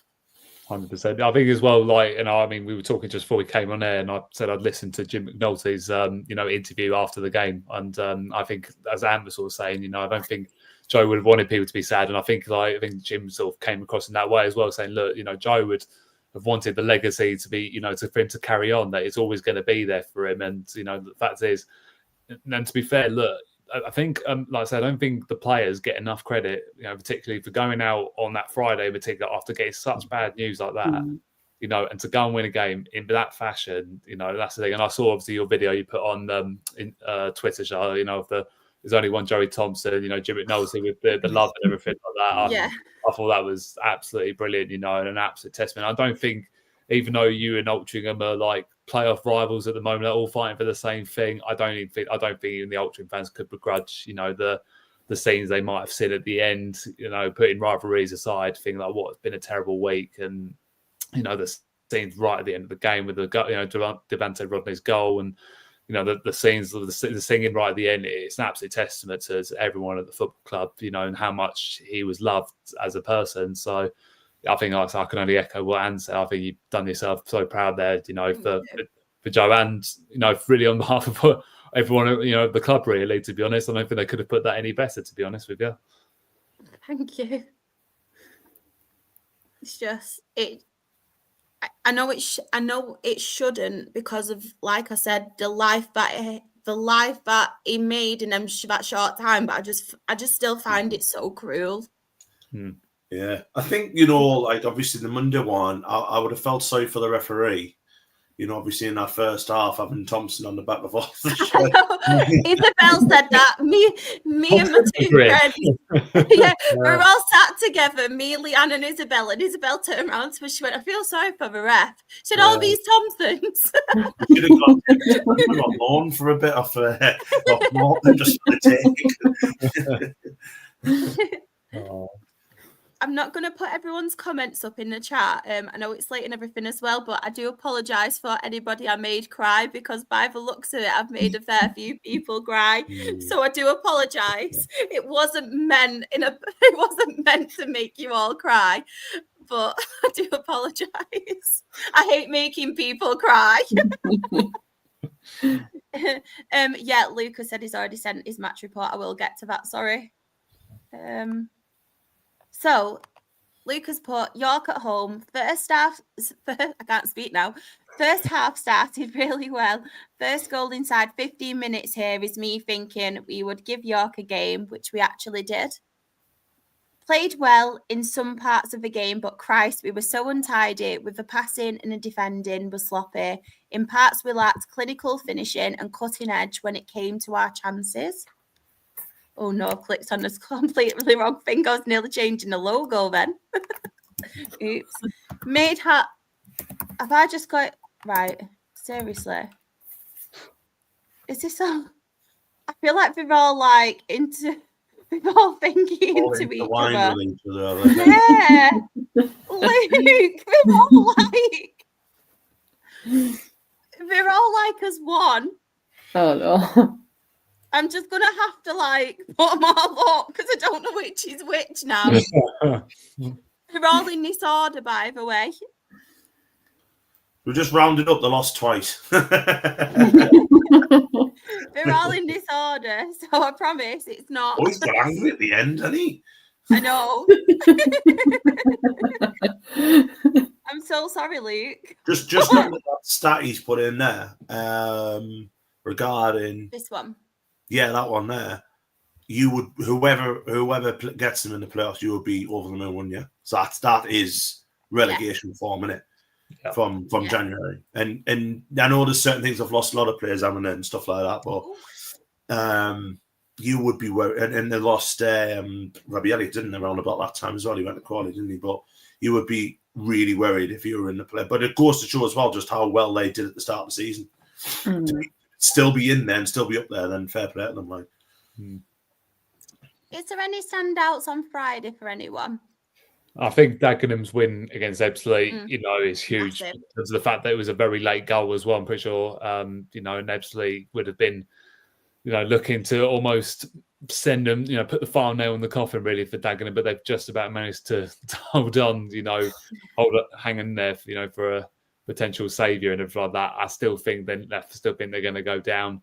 And again, as well, Maidenhead be kicking themselves, blowing a 2-0 lead against Woking, which again would have maybe given them that slight bit of hope. But I think they've given themselves too much to do now in the last two games. But again, another win for Boston, and that against another relegation side. They've nearly done it. But I mean, things like 52 points, you'd think would be enough, but they're still only 4 points above drop with 2 to go. Yeah. So, I mean, I hope they've done enough because I think Graham Coughlan's, arguably deserves Manager of the Year, for what he's done. Because if you look at their form, from where they were about February, January time, it's incredible what they've done, and they deserve to stay in the division. They really do. To pull yourselves away from that in the fashion they have, absolutely any credit to him. That is the ultimate great escape for me, in my opinion. Don't think you'll find many better ones than that. Any others for anyone? I mean, I'm fuming with the Oldham Hartlepool one. Yeah. I had one job. You got the game in hand over them, haven't you? You can win that and go above them. But we do have to play. We play Hartlepool on Saturday. Solihull Moseley would never beat on Tuesday. Oh. And Braintree on the Monday. You know what we're like for lower teams. To be fair, Hartlepool are in a decent run. I know they lost there, but they're in a decent run apart from that. As well, I know it's a draw, but Yeovil against Forest Green. Yeah, AC Barnet, I suppose, as well as decent draw. Yeah. Isn't it? Very good. But Barnet are on the beach, and Yeah. Well, that's the thing. It was on the cards though for a while. That thing on that Friday, you think, actually, they might blow it because I think there was only a couple of points, like 3 points in it potentially. But I think with York, I think they lost, didn't they, on Monday? So, so they drew 1-1 with Oldham, which has ultimately, I think, killed their final chances now of maybe catching up with Barnet now. So, with Barnet, well, they only need 1 more point, don't they? So you'd expect them to make that now. Oh, Chris as well is kindly gifted Absolute Football Podcast membership. Thank you so much. That's so lovely of you. Thank you, Chris. I'll quickly go on to Monday's games, but I have got Luke's in order. He's still sending them, though, so it might end up where it's not. So, Hartlepool away, absolutely disgraceful of a first half from our players. Some certain players' attitude and effort when it came to that first half was a joke. Made Hartlepool look like Barcelona. I hope we don't do this on Saturday. Oh, God. Look like Barcelona in some parts of the game. They had one registered centre-back and we couldn't break them down. Oh, no. What's going to happen against us? That centre-back's going to score. Some of them were afraid to put tackles in and making constant mistakes when it comes to conceding goals. Embarrassing. Especially when you are challenging for the playoffs and have this sort of attitude and effort is just a disgrace. Do you know what, though, Luke? I don't know if you're the same as me, right? But the amount of times, like all the teams in the playoffs at the minute have blew it. We could, like, it's just a joke at this point. Like, us as well. We're the same. How many games in hand and everything we had on teams, and we blew it. Then obviously there's Gateshead, there's Halifax, Oldham. Just all like so inconsistent. So inconsistent. Any standouts in this one for anybody? Yeah, I mean, I guess Solihull beating Boston's, a good one in terms of the fact that it's pretty much secured Solihull's safety now, hasn't it? I think if it wasn't in doubt before now, I think it is. Well, it certainly is now. And to be fair, I think you've probably got to look at Altrincham actually following up. They would have probably been left, obviously, taking all the emotion out of it. They would have been disappointed to lose on Friday, but to win against, a rival still in the playoffs, that would have been huge to them, especially against Halifax as well. I don't think many people would have called that, to be perfectly honest, but it just about keeps them in it. But I wouldn't expect them to make it now because Southend are in really good form. But the thing I've just looked at is, look who Gateshead have got on the final day of the season, Southend at home. So that will probably be the decider to see who takes that last playoff spot, I would say. But yeah, I think if you're going in, like as Luke's form said, their form is for Gateshead, I'd be fearing for them for not making now because I think Southend, I think they'll be backing themselves and to think, look, Gateshead will drop more points, and I think they'll be thinking that we're capable of beating them. They'll take a good following up to Gateshead as well, albeit it's hard to create an atmosphere, as Luke well know there, but they those supporters will go up there. They'll take a good 1,000, I reckon. It wouldn't surprise me. They'll really get behind them because it might be enough for them to make that top 7, which for what Southend have had to put up with the last couple of years is a step in the right direction for them. Even if they don't go up, it's huge progression on the pitch for them, which Kevin May will be, absolutely delighted about because they're getting better year in, year out now with the National League. So they are adapting to it. If it's not this year, I back them to do it next year, to be honest, to get promoted. So, we'll see how that goes. I know we haven't spent a lot of time on National League, but do not worry, everybody. Do not worry. We will touch on it. We will touch on it another time. Do not worry. So I didn't realise the time. National League table. So top of the table, we have Barnet on 96 points. York City a second on 90 points. Forest Green Rovers a third on 79 points. Oldham Athletic a fourth on 70 points. Rochdale, I couldn't see, but I was like, what? Looking like what?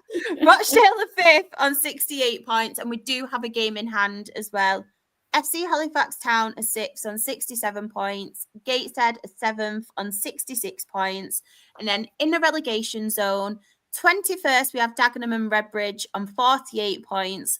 Maidenhead United a 22nd on 46 points. 23rd at AFC Fylde on 40 points, and they did get relegated as well on Friday, unfortunately for them. And bottom of the National League and already relegated, we have Ebbsfleet on 22 points. And then Gateshead have Southend on the last game of the season. Yeah, I could. Really poor Luke. Just a quick reminder as well for everyone in the chat and everyone watching. Do not shut off early when we say bye, because there's a very special announcement video at the end of here. So do not do it. If you do, why? You've stayed this long. Why do it? I mean, you're defeating the object. But socials, and where can everybody find you? Ant_Waterson on Twitter and Blue Sky, and at Howie Pod for the Sunderland women, which we are now in our last 2 weeks of the season. And yeah, if you want to listen to me on that, we're on every Monday for the next 2 weeks, and then that's me done. I am leaving that podcast at the end of the season. So yeah, come and listen to us. Jen, where can everybody find you? Well, it's JenHunt_ on Twitter, Instagram, TikTok, all the social medias. Yeah, that's pretty much it. Ben, where can everybody find you?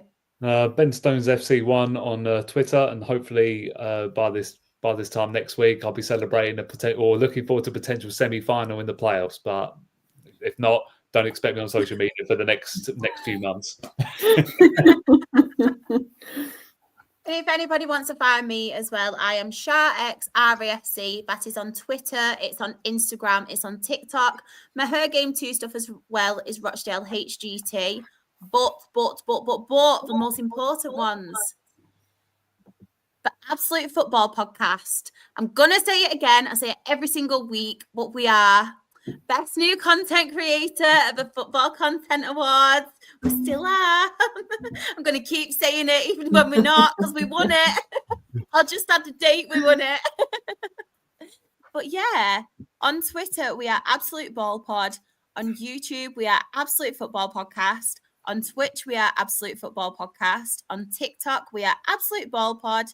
On Instagram, we are Absolute Football Podcast _. On Blue Skies, we are Absolute Football. And then on Facebook as well, we have Absolute Football Podcast. On a Tuesday, I'm going to get it right this time because I never get it right. On a Tuesday at 8:30, we are Absolutely Premier League. We are Absolutely Women's Football with Freya on the team on a Wednesday.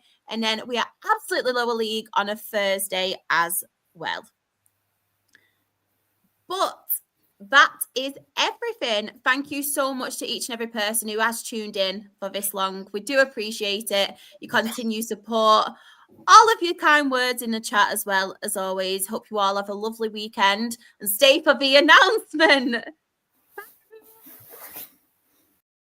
Hello, everybody. It is Charlotte here with a quick announcement from the Absolute Football Podcast. I mean, it is coming to the most exciting and dramatic time of the season. I hope you all love it as much as me. It's the playoffs! How exciting!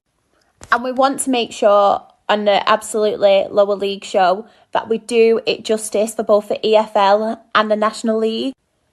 So the question is, why just have one show when we can have two? That's right, we are splitting Absolutely Lower League and we are going to have our own Absolutely Non-League show. Some familiar faces, some new faces. And that will be starting on Monday, the 28th of April at 8:30pm. We will debut Absolutely Non-League show. It will cover the National League, National League North and National League South playoffs. But do not fear. Do not fear. Absolutely Lower League will still be on a Thursday evening, same time, same team, but that will be just covering the EFL Championship, League One and League Two.